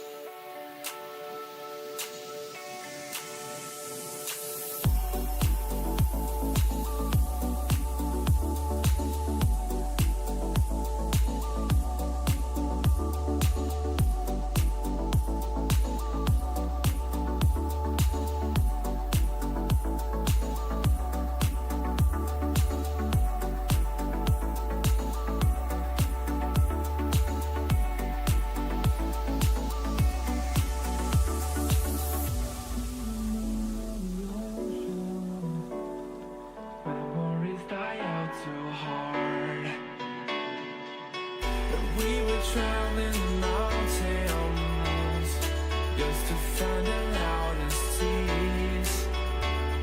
We set down by the fire, knowing we could aim higher, but we didn't know that yet. So if you want something to hold on to, gotta find it first. But here I am, 'cause I've been laying under palm trees, waiting for the summer, knowing there's nowhere to go. 'Cause I am happy on this island, wanna be my farmland. I don't ever want to leave, I'm in a tropic club. I'm in a tropic club.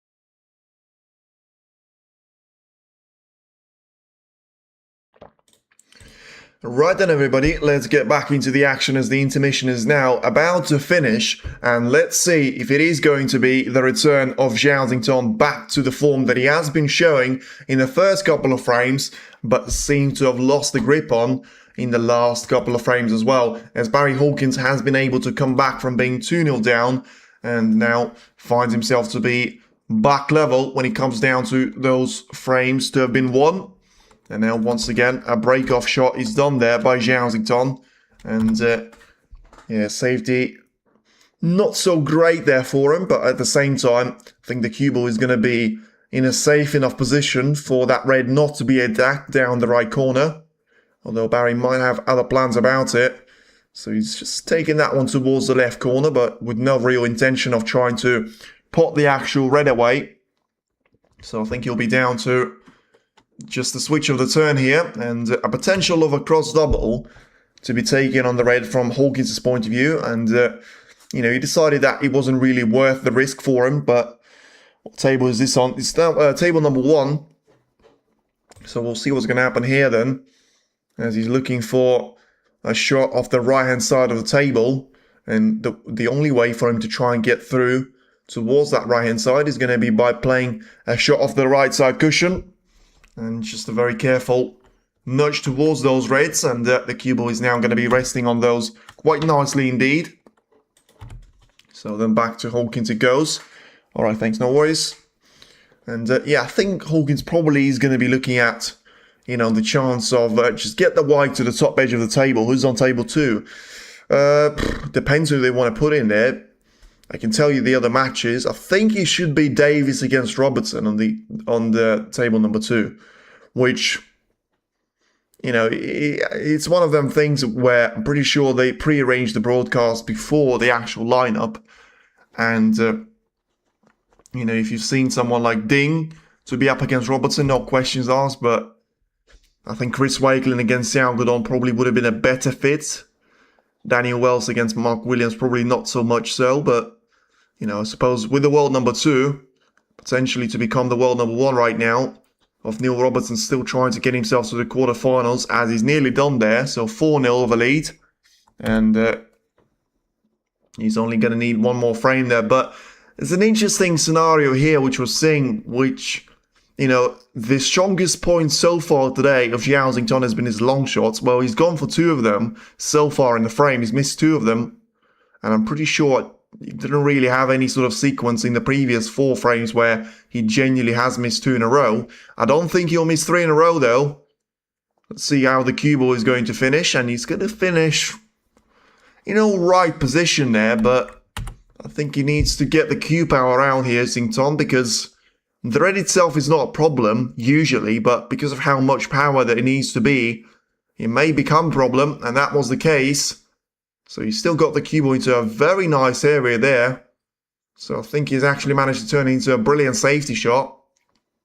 The red has gone all the way from the left corner towards the green pocket, and has now finished right underneath the blue ball line, and I think Hawkins is just going to go for a shot on the left-hand side of the pack, although he needs to be a little bit careful of the red on the left side cushion. I assume he's going to try and play that 2 cushions. Well, he did, but I think he got a little bit too much of them. No, to be fair, it's still nice position on the cue ball. And, I mean, he has pushed those reds into the black, but I don't really think it's going to make a massive difference for now. So it will be down to a shot on the red to be taken towards the left part of the table. And just make sure Zhao is going to have a chance of trying to get his point scoring underway. And I tell you what, that's certainly the way to do it. Let's see how his colour position is going to be, and it's going to be absolutely superb. So then, once again, getting his magic back on with the long-range shots, but yeah, I mean, the position is not really going to get any easier from here. The pink, the black to be compromised. So he's going to have to try and make his way through the bold colours and the blue for now, it would seem. Which is not the easy way for you to go on about the business, but also I think he could have done being a little bit closer towards that red and a little bit further away from the black ball cushion. In your opinion, who's better, Weiklin or Zhang? It's a good question. Let's see if he gets this red in first. He does. And is he going to be top side of a blue? I don't think he will be. Weiklin or Zhang? Straight away I'm thinking ranking tournaments. Weiklin has won a ranking event, so has Zhang. Zhang has made more 147s, and he's I think he's a better player. But I think Weiklin is... I think when you talk about who would I rather play like, I would rather play like Zhang. But when it comes down to the results, I think Weiklin has got way better results than Zhang. Not just in the last 12 months, but in the last 24 months or more than that. And once again, horrible cue ball control there from Zhao. It just doesn't seem like he's able to get anywhere near the target points for himself. And therefore, in a position like this, he just keeps on putting himself at the back foot all the time. It's a good question. It was, but a better question, which I'm going to need the answer for. What happened to Zhao Xingtong? It genuinely just seems like somebody replaced him with... a photocopy of a 3D printer after the second frame. But I think Weiklin is a better player. Sorry, I think Weiklin has got better results and therefore he's achieved more than Zhang, in my view. And also, I would back him more to be defeating those lower rank, but also he can challenge the top 16 players better than Zhang. But at the same time, I think when it comes to Zhang point of view, he's a player that has got a style which suits me a little bit more, which I prefer a little bit more. I think he's more composed. I think he's more taking his time on those shots. And I also think he is more just one of those players that you don't really feel, he's going to panic in those moments where we have seen situations like that with Weiklin where he doesn't really find himself to be in a comfortable position. He may just go bananas with it. Zhang is not really like that unless he gets completely out of shape. And it's, as I say, I think Weiklin, I would prefer Weiklin when it comes down to the results and what he's achieved. But when it comes down to the style, I would certainly prefer Zhang. Yes, now, Hawkins is going to prefer himself here over Zhao Xingtong, certainly, as every snooker player should, but still looking to try and get his first chance of this 5th frame, as he hasn't been able to find any of those previously. But the black is now out of the captivity of the reds, so that hopefully should make break building a little bit easier for whoever gets themselves in with the first chance. But I think the transition from what we were seeing from Hawkins, where he could hardly get on the reds of those colours, and all of a sudden Xingtong is doing the same thing there, although Hawkins didn't really need the contact of that blue. And the last thing that he wants to do there is the recipe for disaster for him, is to give an easy chance away to Xingtong. Because for me, he's just lacking a little bit of confidence, and he's just lacking a little bit of a feel. And the chance that he's given to him now, if this red is in, which he should be, but whether it's not in, well, that's surprising. Let's see if he's left anything to Hawkins there, and he has. So that's now going to be a chance given away to Barry. But yeah, I mean, it just feels like very, very weird stuff is going on there with Zhao Xingtong, because he has played really well in the first 2 frames in general, and then he just sort of disappeared completely off the form. Hawkins there having to sort of a little bit to get himself onto the Reds, and now, well, the chance that I said it was going to be a really good one, on paper, Zhang is probably better. No, on paper, Wakelin is way better for me. You know, he is higher ranked. I think he is a little bit younger as well. And, well, it may be the same age, but, you know, he's been in the top 16 for now 12 months, ever since that Saudi campaign, and then he managed to win a ranking tournament as well, where every single time he played the match, he was the underdog, and yet he's very quietly managed to go on about the business and, you know, won the whole thing. When was the last time Zhang managed to win a ranking event? At the 2023 International Championship, I think, which is a long time ago, 3 years to be precise. And, yeah, I just think Zhang, he's a good player on his day, but I just don't really think he's got his days to be getting in too often. And, well, Hawkins there, I think he's going to struggle to get himself onto an easy red now, but he might have to just go for one of those reds in the middle of the table to be taken into the right corner, because he's still got the black in a bit of a awkward position there where it won't really go into the left part of the table. So just having to try and take the white on towards the left side rail. And yeah, he played that shot well, as long as it slows down, which he has. So yeah, I think we are seeing the redemption of Barry Hawkins to an extent. Give me your top 5 best snooker players right now.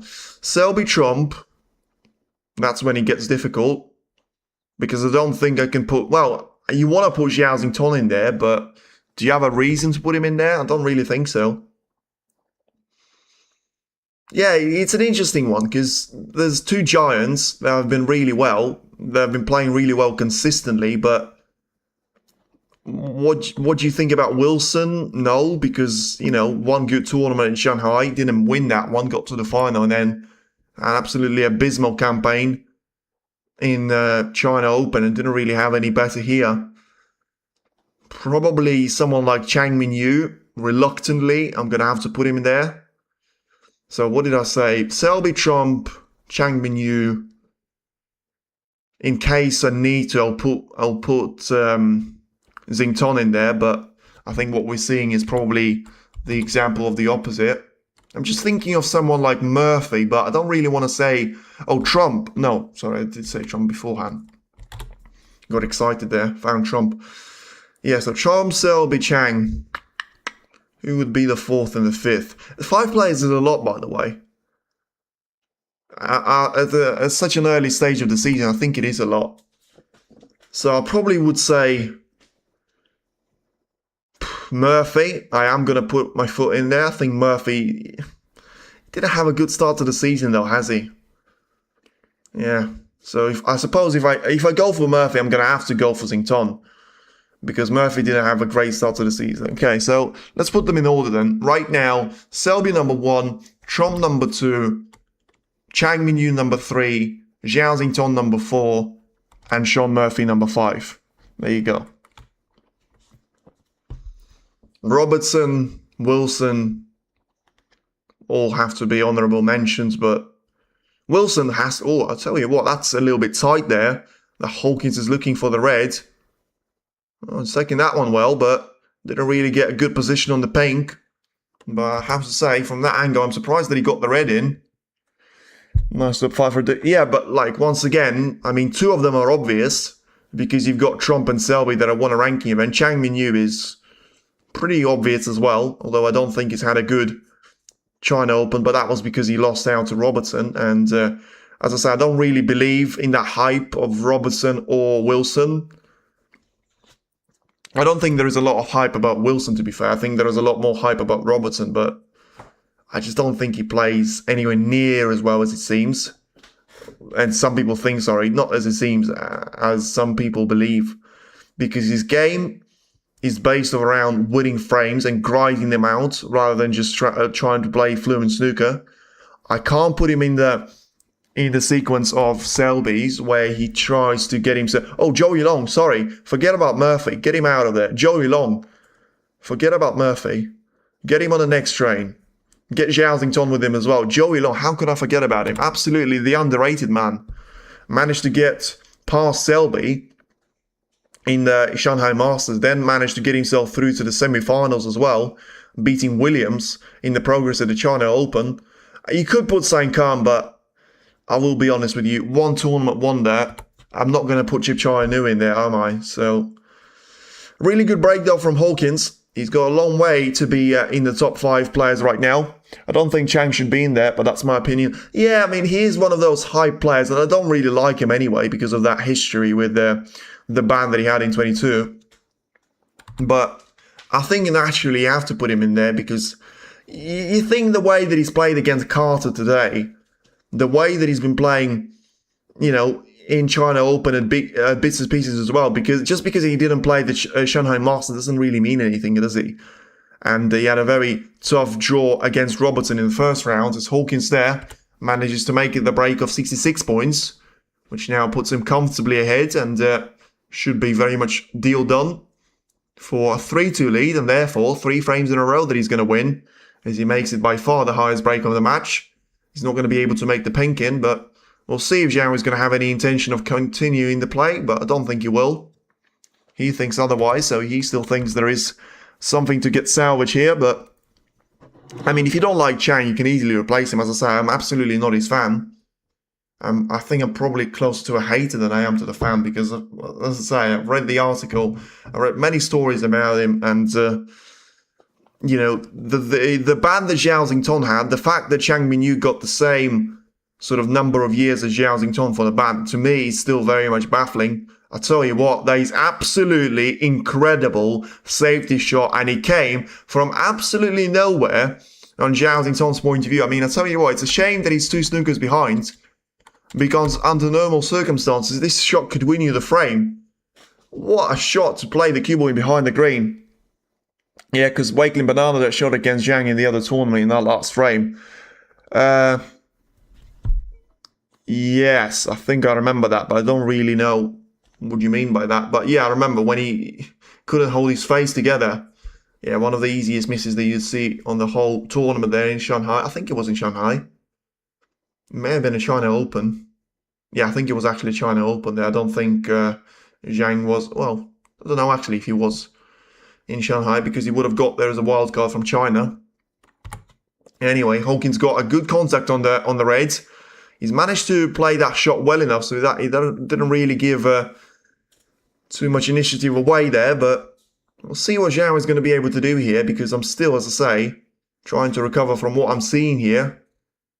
And you never know what's going to go through his head, but at some stage he's going to have to try and pot those 2 reds. So he's gone for 1 now, and the fact that he's going for the pink would mean that he either needs 3 snookers, or if he gets 2 snookers exactly, he can only tie and force a respot.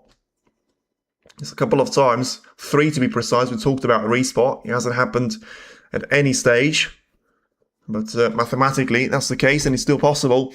My opinion, top 5 snooker players right now: Samuel number 1, Trump number 2, 3 number Zhao, Ronnie number 4, 5. Well, I've got a massive problem with number 4 and 5. Massive problem. As a Ronnie fan, I mean, Ronnie being number 4 is pure favoritism. I wouldn't put him in the top 10 players right now, and I'm genuine with that. As Zhao Xington gets the red and the black combination. Higgins, he would be in the top 10, but he would be 9th or 10th. I think the fact that you don't bring Murphy in there, I think the fact that you don't bring Joey Long in there is questionable. I think Chang, listen, as I say, I'm far from being a fan of Chang Minyu, so if you leave him out, I'm absolutely fine with it. I don't care. I just think he needs a little bit of acknowledgement for the way that he plays the game and for the level of players that he's managed to defeat consecutively. As I say, it wasn't just the run that he had, like Saint Kam, in one tournament. He does it throughout, you know, the last 12 months, more or less. As Hawkins now finds himself to be snookered, trying to get out of a snooker nicely, and I think he's played that shot well, although he may have to be readying up for a snooker which is going to be more difficult than the one that he was able to get out of, because he caught the red exactly from the top, which would mean the red is about to go right to the very bottom, and the cue ball It's probably about to go in behind the yellow. Nice little shot there. Very well weighed.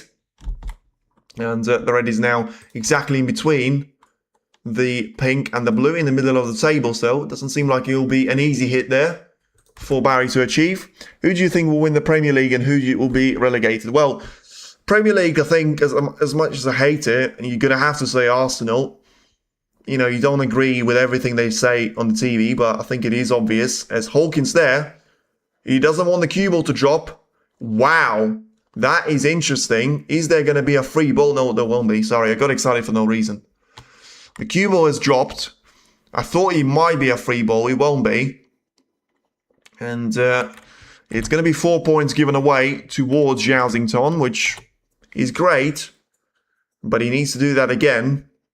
And yeah, I mean, he sort of finds himself in no man's land there where he doesn't really get any benefit from ball in hand. I don't think he would have made a difference, to be fair, because if the cue ball stayed over the right corner, I don't think he would have had any real shot to play the snooker in behind off. So we'll see what's going to happen. As Zington there, last second changes. Yeah, so I think it's Arsenal because Pep is gone.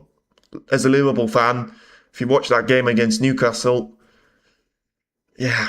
And if there are still people that think Liverpool are going to win the league, I would love to be as optimistic as they are. But I tell you what, Zhao Zington, take about this. Some of the shots that he's been playing has been absolutely magnificent.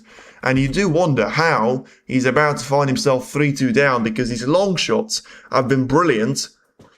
His safety play in this frame has been absolutely exquisite as well. But it's just what has gone wrong for him. So yeah, I think Liverpool nowhere near. Man City, it will be a struggle for them to try and recover. Arsenal is the easiest bet. Chelsea, I think, is a little bit overhyped because of that Rodgers transfer, but I suppose they've got 1 million players. So they've got the squad depth, but yeah, I still think, especially if you buy someone like Bruno Guimaraes in your midfield when you've got the likes of Odegaard and Rice, I mean, forget about it. It's a brilliant shot there from Hawkins, and now he leaves it down to Zington to have another think about it. Maybe try and roll the cue ball in behind the blue. So yeah, I think he's just going to run out of teams. Because if it's not Arsenal, you're going to have to give a name out. And I don't think there is a name that you can give that you're going to be necessarily happy with. So let's see on how much visibility there is going to be to Hawkins. He's taken a rest with him, which clearly suggests that he thinks that he can get through to the red directly. But it's a risky thing to be doing that, and never nice to be swerving around with the rest, but he's played that shot well, and if anything has tried to do a little bit of a counter punch. I think it'll be Arsenal, City or Chelsea. Well, you can list the other 17 teams as well. I mean, you have to pick one. I mean, clearly it's not going to be Liverpool, is it? Or Man United after they lose to Hull City. I think that's going to be frame over, by the way, because Zhao Zington has managed to miss out the contact on the red somehow, which probably sums up everything that's gone on in this match. You think he's got Hawkins by the throat, and then he shoots himself on the foot, and then Hawkins all of a sudden says, "Thank you very much. I'll most certainly take that."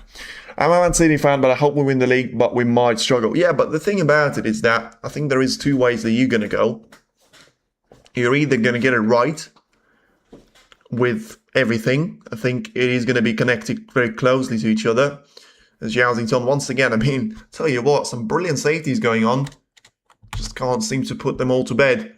As he gets the snooker lines up on Hawkins, I think you need to sort out the formation. You need to have the coach. Is it Maresca that is your coach right now? I mean, he ain't going to be Pep, is what I'm going to tell you. Because for you to be playing like Pep was, trying to discipline the players, you're not going to have Pep Enzo to have the same authority. Look at what happened to Chelsea. I mean, it is Chelsea to be fair, and it is Man City, but you're going to have to bring some new players in, as you saw with Rodri to Barca, which I understand why, because I think he had a drop-off in the last 2 seasons or so. He was injured for one, and then as soon as he won the treble, he sort of disappeared off the radar a little bit.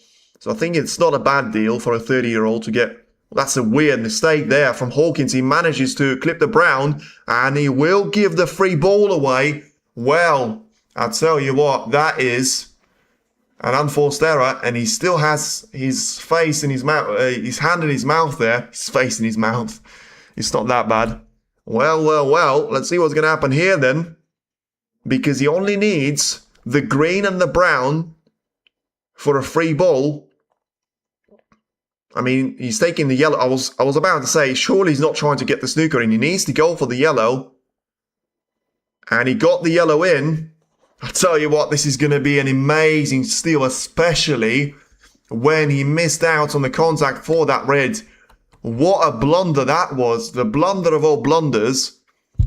And all of a sudden, he only needs that red with a black, and he's right back in the mix there with 5 out of 6 colours to be in the position. Well, Letitia, absolutely the right emoji there. What on earth has he done? But wait for this one. It's not over yet because Xington has made a mess of the previous shot a little bit. So he's going to have to make a contact with the black right now. So let's see what's going to happen here. As he's now looking to take that red away. The contact is imminent with the black. The red is comfortably in. Easy on the collar. He's not. And that's what I said, hold the horses. How badly does he, what sort of color does he need now? If he goes for the blue, he can only tie, so he needs to go for the pink. Yeah, he shot himself in the foot there badly, you know, because he compromised the black. He can't go for a transitional shot on towards the yellow. So let's see what he's going to try and achieve here. Go for the blue. He's gone for the blue. He's made the blue in. The cue ball is going to be close. And, well, yeah. It does remind you a little bit of an amateur league there, you have to say. Sorry, I don't know what happened there. Sorry, I forgot to give him the red. Because some of the mistakes that he's making there, Xington, are very, very questionable. But, I mean, look at this.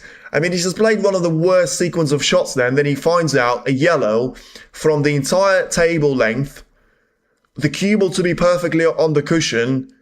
I mean, he's an incredible player, he is. If anyone gets inside of his brain, I genuinely do wonder what goes through there, because his mindset and his technique is absolutely exquisite, because he just pulled off some of the best shots of the tournament with that yellow and green, and yet he can't get his positional straight when he's got a red right next to the black there, which all he had to do was to be on the left-hand side off. Tell you what, we've been talking about it long and hard there, but we might just get an opportunity to be seeing a respot here. Consistency, well, how do you judge who's a better player? How do you judge who's a better snooker player? By matches won, by safeties, by accuracy. So Letitia says consistency. Let's just wait and see what happens here, because I'm genuinely not stunned, but can't believe what's going on there. How has Barry not won the frame? How has he made such a huge blunder? How's Xington fighting for a respot now? All these questions. Well, it seems like it's going to be a double to try and make it for the respot. Well, talk about bottle. I was going to make a joke about Arsenal, but that's no longer relevant. Talk about Spurs. He's got the bottle there. He ain't going to be Tottenham fan. He's a brilliant shot there from Zhao Xington, but all he's done there is has made himself to be in the contention for a respot black. Well, 70 points each. 99% of the time when you score 70 points, it's going to be good enough for you to win the frame. Not in this 5th frame it won't, because now we're going to get ourselves a respot black there. Arsenal still bottle. Well, maybe, but you can't really say that after what they've done in the Prem last season. I mean, Arsenal could struggle like Liverpool, but I doubt it. I don't see them going back. Chelsea look good. Yeah, I suppose we've done the same thing with Liverpool, haven't we? When we had a $500 million window and we got a lot worse, but as much as that never really rated Arteta, I think you have to acknowledge him. And I think you have to say he's better than Slot. Although, when Slot won the Premier League, I would have absolutely not said that in a million years. But things have changed. But let's just focus on the respot black. And then in the aftermath, we can talk about it. Hawkins has gone for a cock-out double. He wasn't too far away. And now, well, that's an interesting way of playing a safety shot. He got the black to be perfectly on the brown spot, pretty much. He got the cue ball to be on the black ball cushion here. So there is a chance for Zhao Xington to try and go for the black in towards the yellow pocket. Try and take the cue ball all the way. Bounce it around. Well, way too thick. I suppose thick is better than thin. But yeah, I mean, he's basically left Barry with a similar type of a shot that he's had himself, only easier. The cue ball is not the cushion. You can place your hand at the table. The black is nicer, well, it's got a nicer position than what he had. Peggy Lee is desperately trying to calm the crowd down. Barry's going to go for it. Well, if that was an attempt and you paid the tickets to see that, I want a refund. What the hell was that?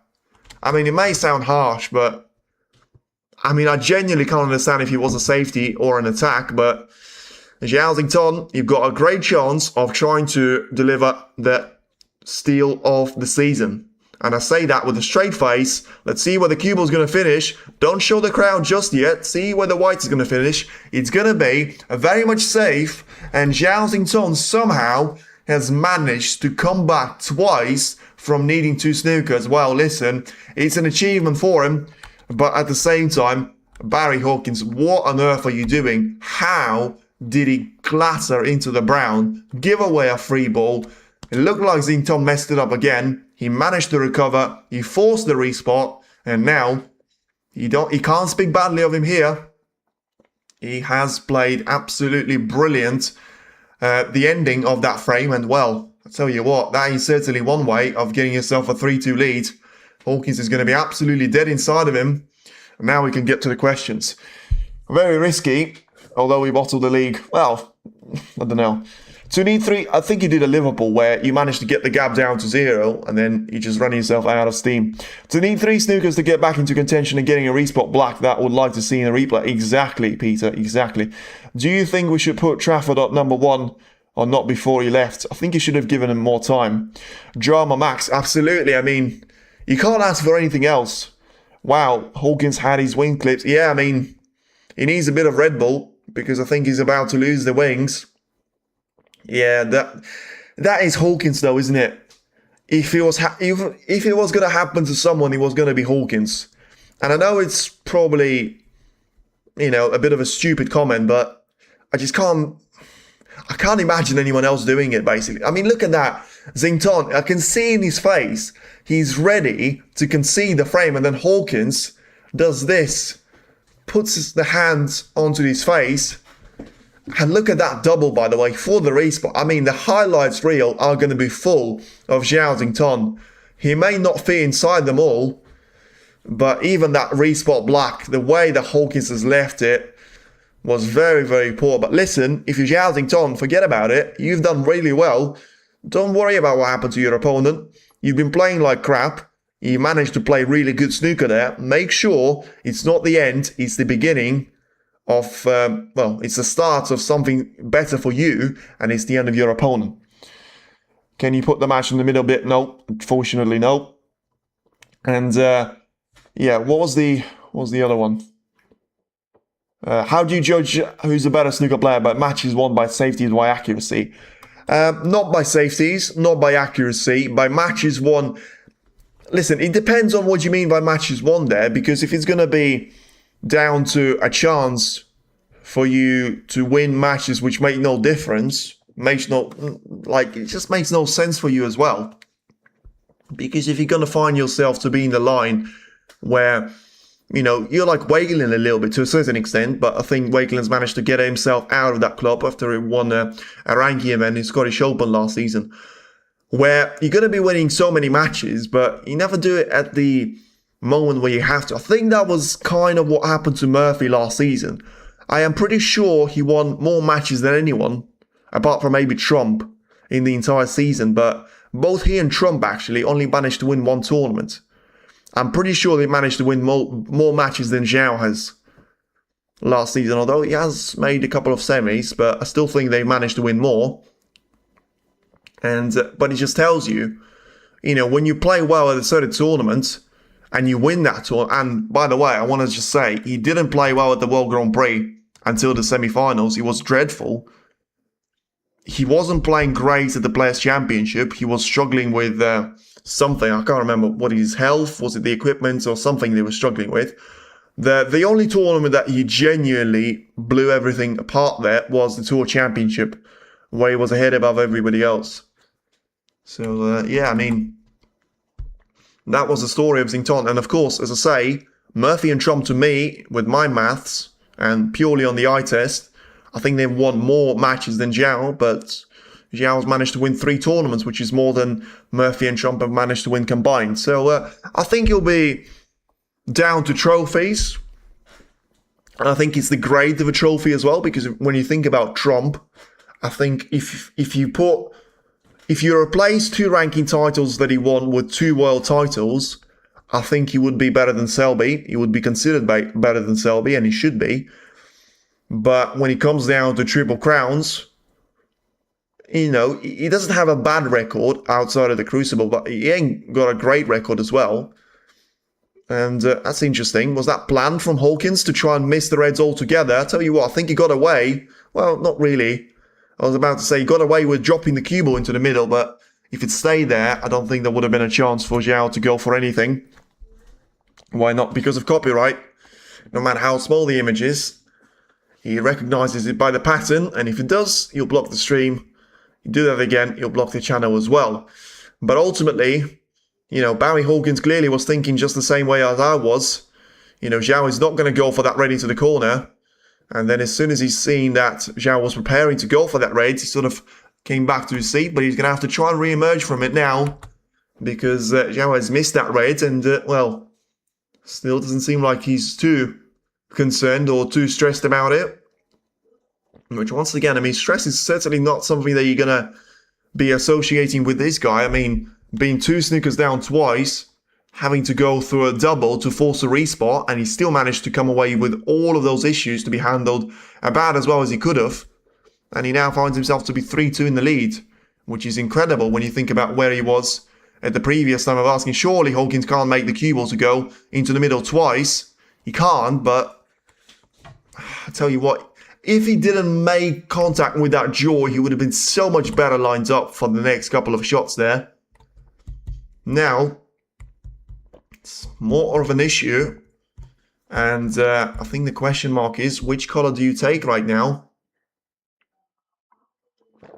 And I don't think it's the question which requires a simple answer. I think he's got himself lined up for a black to be taken into the left part of a table, but if he just tries to take the cue ball away and into the right side rail, you may not be able to hold the cue ball for the Reds. But I think that's his plan, to take the black away. I tell you what, he's going to have to be very, very delicate on the pace, because if he plays too much to the right, he's got the pink in the way, too much to the left, he's got the blue in the way, and he needs to get the black in as well, which I nearly forgot to mention, but he doesn't really have to be too scared about that one now, because the black is going to be covering the pocket. And straight away, my first reaction is a re-rack is not too far away as it stands, because that's where all the action is going to be, towards the left part of the table.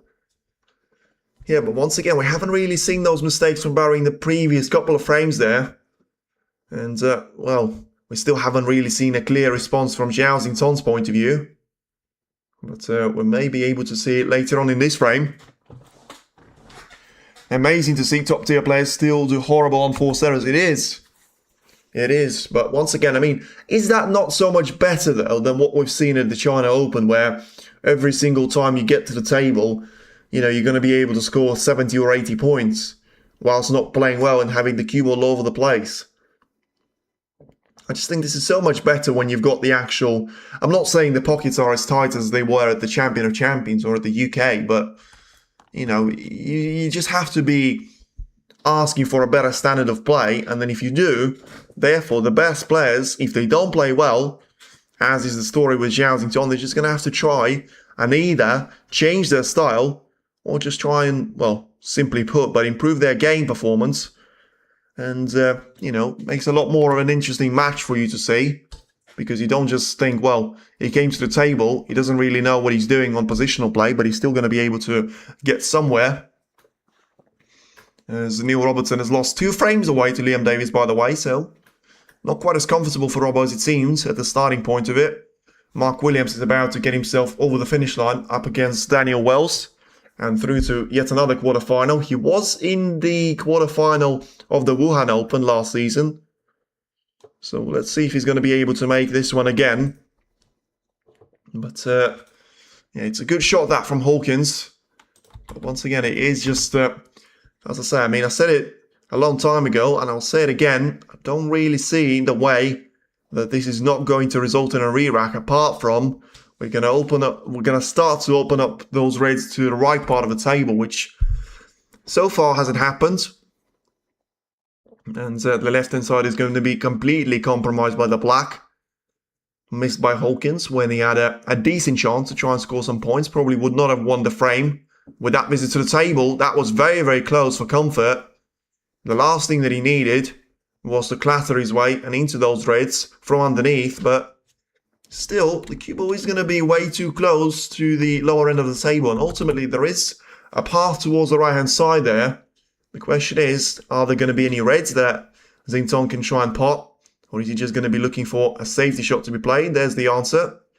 Safety shot it is, but I think the safety shot is not really enough at this stage. You need to either force the red to be over the pocket and cover it with one of the colours, or alternatively, you're going to have to start to be getting the cue ball in behind those bold colours here.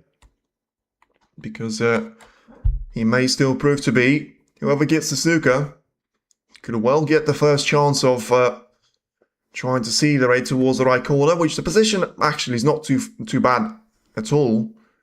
It's just getting the first chance is the issue. And yeah, Hawkins got a really good bounce there for himself. Clearly side spin based, because if the cue ball would have gone too much to the left, too much to the right I should say, he could have easily left the red available to the right corner, but he still seems he can go for that red. I don't think it's going to be an attacking shot from this angle, though. Let's see. Well, that's a brilliant shot in in some sort of billiard, but not really in snooker. The cue ball has gone in off there of the red, but probably one of the best things that could have happened there to Hawkins. To Zhao, I should say, because if that didn't happen, the cue ball rattles in the jaws. Could go anywhere. Right now, it's still not going to be any advantage for Hawkins, apart from having an extra shot that he can play whilst getting full control of the white. But yeah, I mean, it is a tough call to make, because you can't just, every single time somebody puts a colour over the pocket, you can't just go a re-rack, because it could turn into a strategic thing of the game there. But I don't think we're too far away from that, because it will take ages for you to sort out the position, with absolutely no guarantee that once you do sort out the position on the first red, you know, you're going to be able to keep the remaining reds to be still in a decent shape there, because, you know, the position was great a couple of shots ago. Now it's starting to go from great to average, and the next stage is going to be very much down to bad or horrible.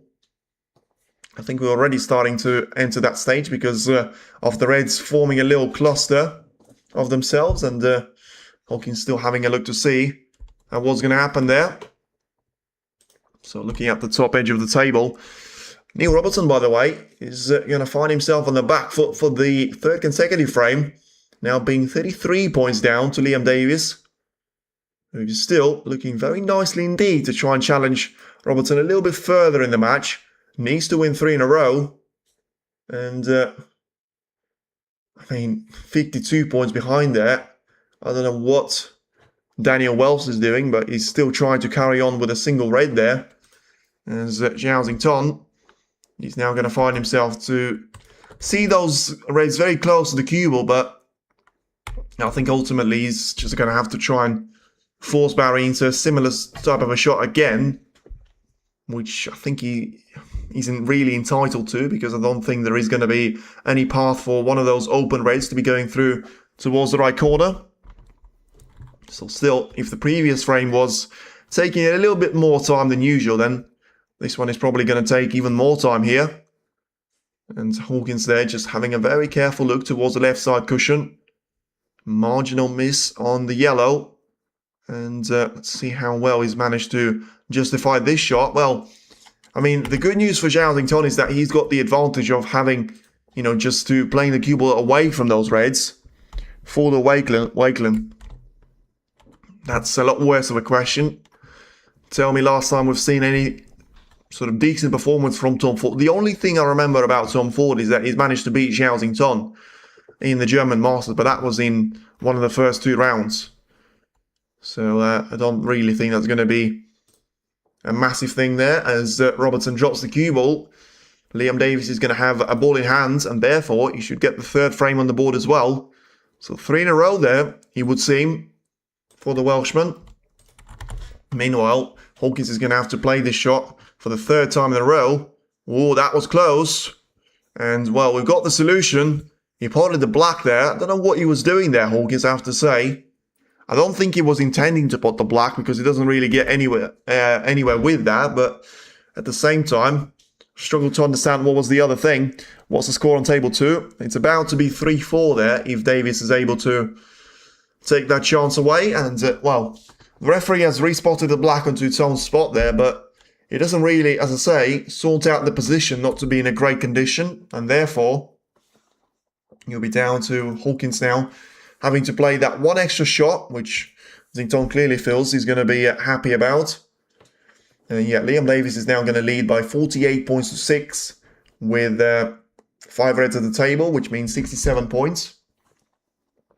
And he leaves that cue ball a little bit too far away from the reds, but he should be able to manage it at this stage. But yeah, interesting to see what Hawkins is going to be able to do here, because I don't really think there is a chance for him to go for an attacking shot. I mean, there is, but the value is going to be very low in there. So he's just going to try and roll up towards the reds. And, well, he didn't catch that one too well. And now let's see if he has paid the price for it.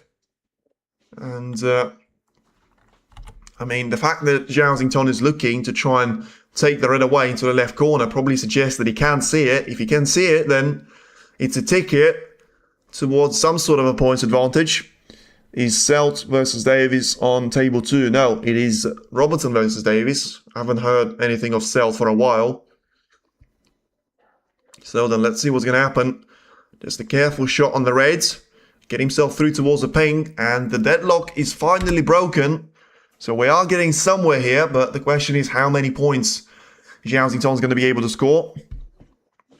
And find himself to be in a position of playing that cue ball towards the left-hand side of the reds, and find himself to be lined up nicely for the reds. Clean the path for the pink to be available, and just try and sort out as many reds as you can with the pink before eventually trying to do something with the black as well. But yeah, I think we just about kept the position to be in a decent shape there for one of the players, and I think for Zhao Xington, he's got a really good chance of trying to make this work for himself, as Liam Davies now gets himself lined up for the frame ball.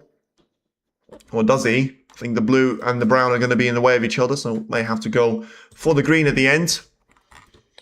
Jimmy Robertson or Neil Robertson. Neil Robertson it is going to be. And of course the winner of that match will play the winner of Zhao Xington against Barry Hawkins. So that's why I kept going on about we could still see a battle for the world number 1 to be decided in a single match there, because the winner will be higher than the runner-up. And now, I tell you what, that's an interesting shot there. He had to be planned there. I don't think Zhao could have got that positional shot wrong by so much of a margin. He tried to get a little flick on the black. It worked out well, for a single shot at least. The question is, what can he achieve after he pots the black there? And probably the question he should have thought about before taking the shot on, but he sort of just seems to have realised that. Even if he pots the black here, he's not going to sort all of his issues just by doing that. Is Robertson struggling? He is right now. He had a 4-0 lead. He's about to be 4-3 ahead in a race to 5. But we've seen that with Selby, where he had a 4-1 lead. He sort of allowed Pang Jung-soo to be back to the decider. And then he absolutely dominated the decider after getting the first chance in. I thought he was. Yeah, he sort of was, but wasn't. So, I don't know. Robertson does have a bit of a weird tendency of getting over the line there sometimes. Well, I'll tell you what, that was certainly close for the red to rattle in the jaws of the middle pocket. But even with that, he's still not perfectly lined up for the pink. Although he's still battling to try and keep the position going for him. Now, 34 plays 5. Looking to try and get the pink in towards the left corner. And playing the shot with topspin would allow him to try and take it away onto another red. So he gets the pink in, which was the most important factor, because you don't want another colour to be sitting over the left corner. We've seen plenty of that today. By the way, I follow you, thank you. Just don't do that on the streets. And yeah, it'll be interesting to see just how many points is Zhao going to be able to score here, because if he gets himself a chance of playing that red available into the left corner, then he may still be able to do that on the pink and into the right middle. But at the same time, just going to have to be very careful with this and the next shot, because he's still got more reds available to him. And I'll tell you what, he seems to have found a perfect gap there for the black to be available, which completely changes the whole dynamic of the game. And fancy himself now to go quite far in this break. And as I say, the previous frame was always going to be the game changer. I thought that was going to be the game changer for Hawkins, but you know, the frame that turned things around completely has now allowed Zhao to be in this position, scoring 37 points. It may not seem like a lot there, but it has been a lot when you come down to the scoring standards for Zhao today in this match. He started with breaks of 50 and 51 and hasn't really got close to that number ever since. For the world number one, officially live, it's still going to be with Watchalong, but when it comes down to, you know, live after Wuhan Open is over, then it is Zhao that finds himself in the lead of the world number one. So we'll see what's going to happen now with the red to be taken towards the left corner, and still just finding himself to be in a nice position to be taking the black away and into the right corner. So play the cue ball just about far enough ahead there of the red. So he decided to try and play shot with backspin, which is perfectly fine, as he found the gap to squeeze the cue ball into. Ronnie beat Maguire 5-2, he did. And that was actually the score I predicted. But once again, I mean, as I say, take no credit for it, because all the frames that you felt like Ronnie was absolutely going to storm with, those two probably were the only two frames that Maguire was actually able to take. You know, for different reasons. For the 6th one, because he fluked that massive black into the corner. And for the 4th one, just because Ronnie was actually starting to play well. Maguire was nowhere to be seen. But it all changed as soon as Maguire got himself into that position and scored some big points. Now, to talk about big points, it is a red and a colour, all that Zhao needs for a win in the frame, and therefore a 4-2 lead to be very much his for the taking. Now, he got the red in. He's not really lined up perfectly well for the colour. Any colour will do, but he still needs one. While the match is on right now. Good point. Many thanks to all subscribers and watchers. Don't forget to try, if you not already, make sure to follow the snooker season with us. Thank you very much, Letitia. Appreciate that massively. And yeah, I mean, what a match is right now. I think we've seen finally Daniel Wells against Mark Williams to finish. So Williams won that one 5 frames to 2. Then we've seen Robertson, as I say, still battling to try and get over the finish line against Liam Davis. As Zhao gets that blue in. I'm just going to have a look at what's going to happen at the 8th frame. So it is Davis that has taken 3 frames in a row away from Neil Robertson. Zhao Gudon looking to try and get himself over the finish line. 55 points of a lead in the final frame that he needs. And Zhao, of course, is now on 81 points after he's taking the red and the brown away with a really nice sequence of shots. So the break of 66 points, which is the highest that he's had, and it's actually 70 now after he's taken the brown away. Needs a nice little queuing on the red to be taken into the corner. And once again, as I say, I mean, that previous frame, even though it wasn't all down to break building, it certainly has resurrected him completely and allowed him to be the player that he was in the first 2 frames. You have to ask the question of why did he have to press that reset button? And what happened if he didn't do that in the previous frame? But I suppose what happened in the past is in the past, and now he's just going to have to make sure, moving forward, it doesn't happen again. And 79 points on the break. We could see a first real century break here from Zhao. I don't think we've seen one from Barry. 66 being his highest.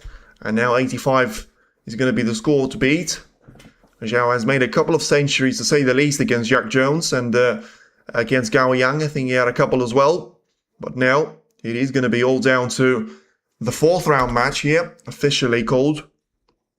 I still think it's very much the 3rd round because the players from the top 16 skip the 1st round of the qualifiers, which counts as the 1st round, which shouldn't really happen. As it's now the break of 93 points, which will be extended very, very soon to a century break. And now just allowing himself to position that cue ball nicely. He's had a very tough position when he started this break. And he's managed to come away with a brilliant result of a century break out there. A break of 101 points. And Zhao Xington has certainly managed to turn up to the arena when it matters. As he's now still showing to Barry Hawkins who is the boss. And who's going to be the boss until the deciding frame at least. Because if Barry is to try and have the chance of challenging this man, the 29-year-old from Zhensheng, he's going to have to be trying to overcome the obstacle of being 2 frames behind first. Going to be 4-2 to Zhao, well, obviously, but the question is it going to be 5-2 to Zhao? As I said, I thought it was going to be 5-1 in favour of Zhao Xington, but I think we've seen, probably the worst form of Zhao since the start of this tournament. But at the same time, this form is still scoring century breaks. And it's still allowing him to be 4-2 clear of Hawkins, despite having that scare of being 3-2 down.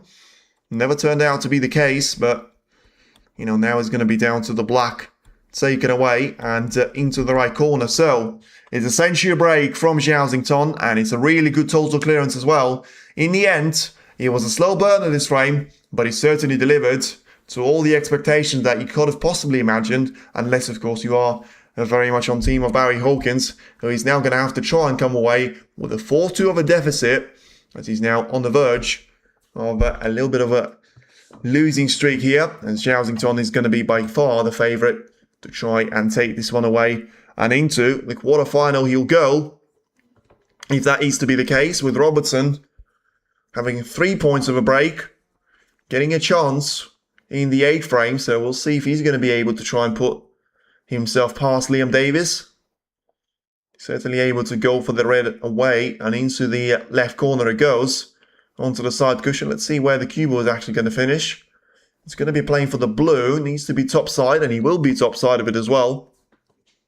So Robertson still getting a good opportunity to try and take this frame away from Liam Davis, and therefore just putting himself into that window of still being in the hunt for the world number 1. Chris Wakelin seems to be a little bit out of that hunt for the top 12 in the rankings. How's Wakelin going with Zhao? Well, there you go. There's the answer. It's horribly is the answer, because I think he's just played a hidden hope, and I think if he could, he would have conceded right now. 55 points behind, and Zhao Lidon is about to have all those reds on the plate. So Wakelin is about to be doomed, and the king of Wuhan is about to reign again for one more match at least. On the live rankings, he is the world number 11. Wakelin is approaching the world number 12 spot, which is going to be still occupying at this stage, but he didn't really have any points to lose, and he didn't really gain any if he is to lose this match. And when he comes down to Mark Cullen, he didn't play well in Wuhan 2 years ago either, and neither he has in Saudi, so he's not going to be bothered about ranking points at all. And he's struggling again. Well, I don't think he's going to struggle for much longer, because it's match ball now for Zhao Xington of the next red, and therefore it will be very much the end stage for him. As we're now just waiting for Barry Hawkins to come back to the table, and then it will be down to the showdown in between Zhao Xington and Barry Hawkins as well. Still sub 3 hours there for now, if this is to be the final frame, as Robertson's still looking to try and find those quests of getting those reds into the pocket. Seemingly he's got one available to him, but it just doesn't seem like it's going to be quite as easy as he might have hoped for it to be. Anyway, it's now going to be frame number 7, and Barry Hawkins is about to break off and get us underway. So then, it's a chance for the cue ball to come all the way to the top end of the table. Now, Xington has got a brilliant opportunity here, just to try and make the position a lot more sort of appealing to himself there without taking any risks. And, well, he's got the alternative of trying to go for all the risks, but look at that jaw that he caught of the cue ball. I mean, that is unplayable.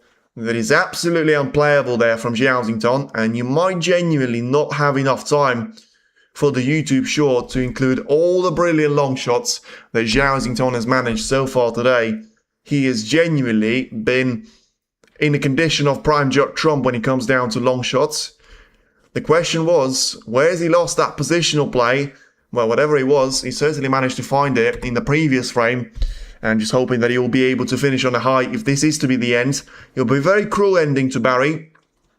He never managed to get a chance to recover from what happened in that 5th frame. But, yeah, they call him the Cyclone for a reason. I think he's about to find himself in a very difficult position here as well, Barry Hawkins, because now 14 points down, 3 more reds available, numerous more chances to try and improve those reds, and yeah, usually, as I say, not today, but usually those chances don't really get, you know, a need for a second invitation there when it comes down to Zhao, but we'll see if this story is going to be a little bit different. Yes, he's now looking to try and take the blue away. He could try and get into the reds now, but I don't think there is going to be any need for it. Although there wasn't any need to run himself completely out of position there as well. So, you know, the positional struggles seem like they haven't left him yet. And just have a look if Zhao has finished his match against Wakeling. He has. And that will be the end. Do you know who's playing tomorrow? I do. Selby against O'Sullivan in the morning or the afternoon. Depends on, you know, where you're watching from. If you're in Europe, then it's the morning. Then if you're in China, it's going to be very much down to the afternoon session. So Zhao still doesn't seem like he knows what to know for an answer, and he tried to find a plant which wasn't really there into the corner. Decided to go for it anyway, and that's going to be a mistake for now, which leaves Barry Hawkins to have the chance of coming back to the table. So then he clearly felt like, you know, he was the one to blame. Tried to recover and play a good shot. Didn't really work out, but Barry, the force of that red sort of killed it, and that's taken it away there. I think the way that he's tried to take the power away from the red sort of killed him there, which is a weird thing to say, but let me explain it. Because of how close it was to the pocket, taking the power away, and he caught that red a little bit on towards the front jaw, it still just didn't drop in because of how firm the contact was. Because of how close the red was towards the actual right corner. So, who else is playing? Well, we'll see. You know, the matches are not finished. Chang Minyu is up against Trump, but that's going to be in the morning as well. And we'll see what's going to happen with, you know, the lineup of Zington and Robertson still being available, but we'll see if Hawkins and Davies have something to say about that. Williams will be playing against Zhao Guodong, it would seem, for the rematch of the quarterfinal of the Wuhan Open. I think it was the quarterfinal. It may have been the semi-final, to be fair. Can't quite remember. Last season.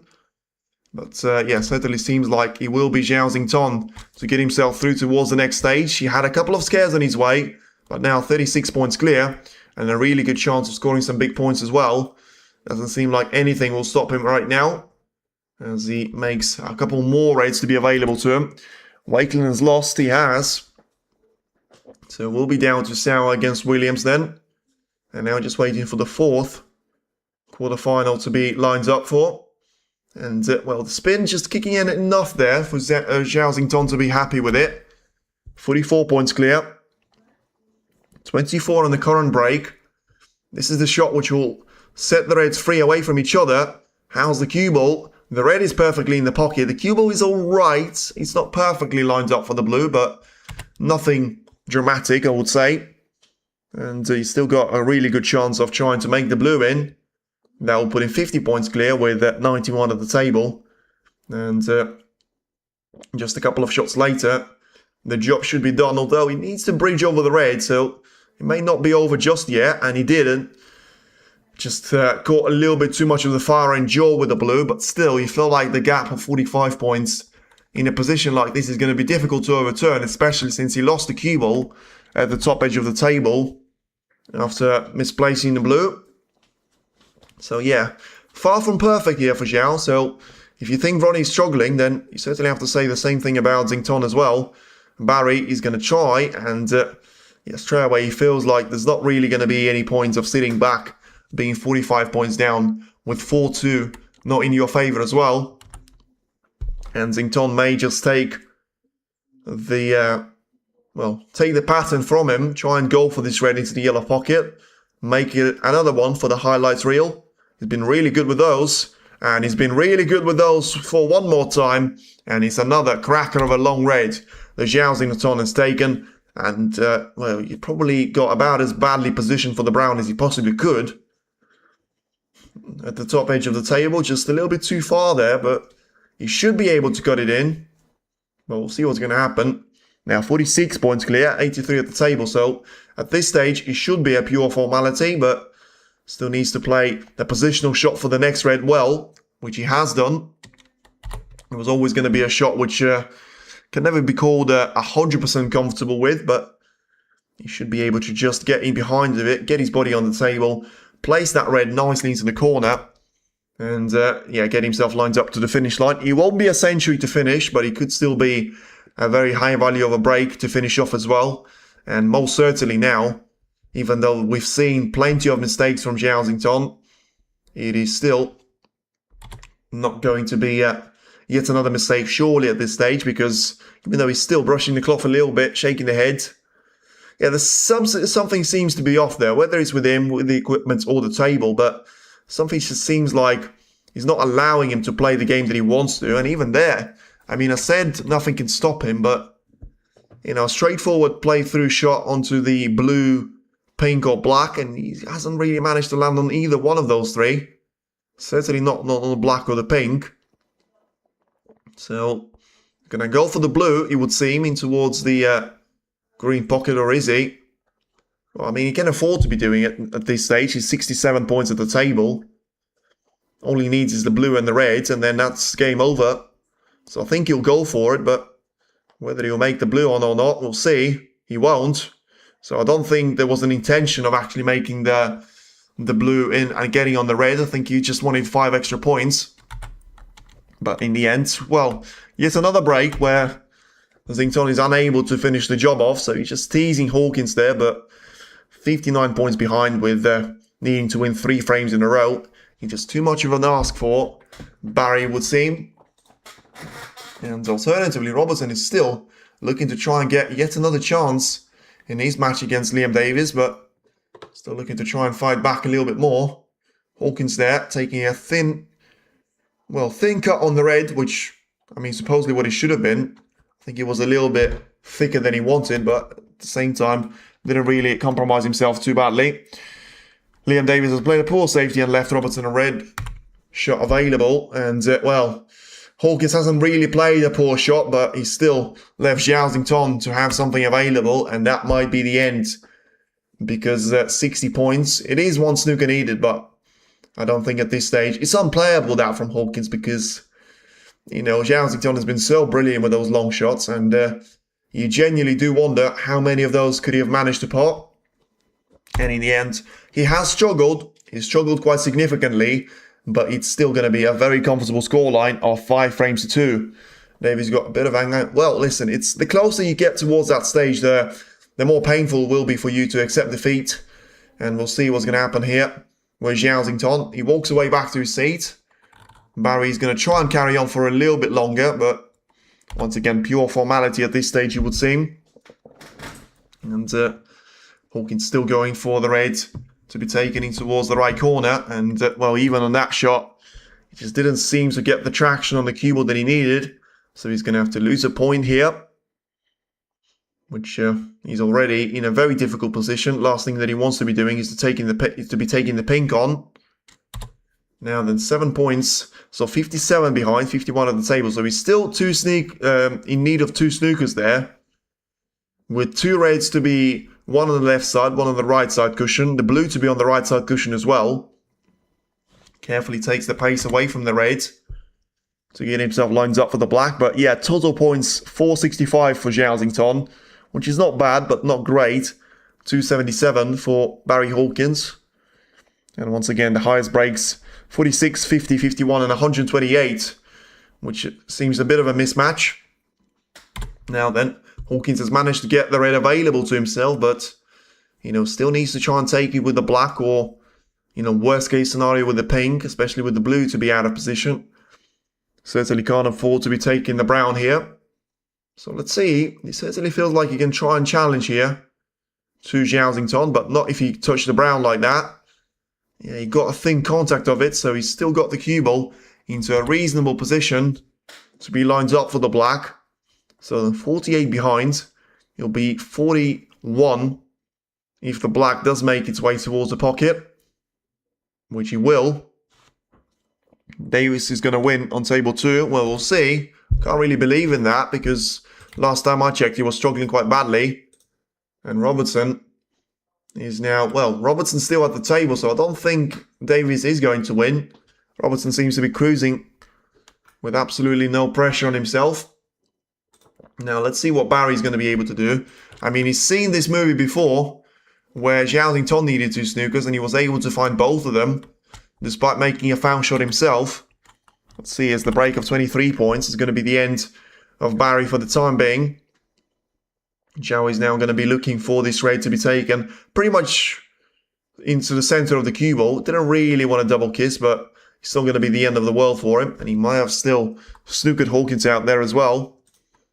So it is going to be more and more likely that we will see that match for the world #1 spot in between Robertson and Zhao in the afternoon session in China, in the evening session in Europe. As, Hawkins once again, I say once again, I was about to say just didn't play that shot good enough, but well enough, but I'm not sure Zington can clearly see that red to go for it into the yellow pocket. Seems to be. And he went for it, and he made that one into the end as well. And now Hawkins, the good sportsman that he is, he will wait for one extra shot there from Zhao to be played. And then it wouldn't matter what happens at that stage. It will be Zhao to be the match winner, and it will be down to him to make it to the quarterfinal, something that he wasn't able to achieve last season in Wuhan after his loss to Stephen Maguire. Well, he's managed to redeem himself this time around, and he's still very much a challenger, and now the favourite to be ending up into the world #1 spot. Neil Robertson, he's getting closer to be setting up a match with him, as he's now 56 points clear of Liam Davis in the frame number 8. So in the end, it is Zhao that was able to win 3 incredibly well-played frames in a row. And after all that struggle from Hawkins, he was actually able to put all of that behind him. And that 5th frame clearly was the game changer. You feel like if Hawkins wins that, it's a very different story. In the end, that wasn't the case. And it's a brilliant win for Zhao. He just about managed to squeeze that one in less than 3 hours. And it was a really good show for him as well. It wasn't pretty at times, but you have to say, with his ability to be playing long shots as well as he has, I think you have to give him every single credit that he deserves. And that's exactly the reason why he's now going to be waiting for Neil Robertson into the quarterfinal stage. Robertson is going to join him there, and we'll see. We've got Mark Selby against Ronnie O'Sullivan. We've got Neil Robertson up against Zhao, and we've got Judd Trump against Chang Min-yu. 3 brilliant quarterfinals, and Mark Williams and Sao Godon are going to be another couple of players in there as well. So plenty of action, plenty of class, and plenty of good snooker to be played. Stay tuned in, everyone. Feel free to be back tomorrow for the quarterfinals. It is going to be an absolute cracker. And the best thing about it is that you never know on who's actually going to be able to win. Thank you very much for watching once again. Stay tuned in. And as I say, speak to you soon. More action yet to come on table #1. Many thanks. Thank you. Special thank you to Letitia as the moderator. Thank you all. And see you later for the quarterfinals. Selby against O'Sullivan. And then in the evening, he'll be down to Zhao against Neil Robertson. See you tomorrow, everyone. Thanks for watching once again, and stay tuned in.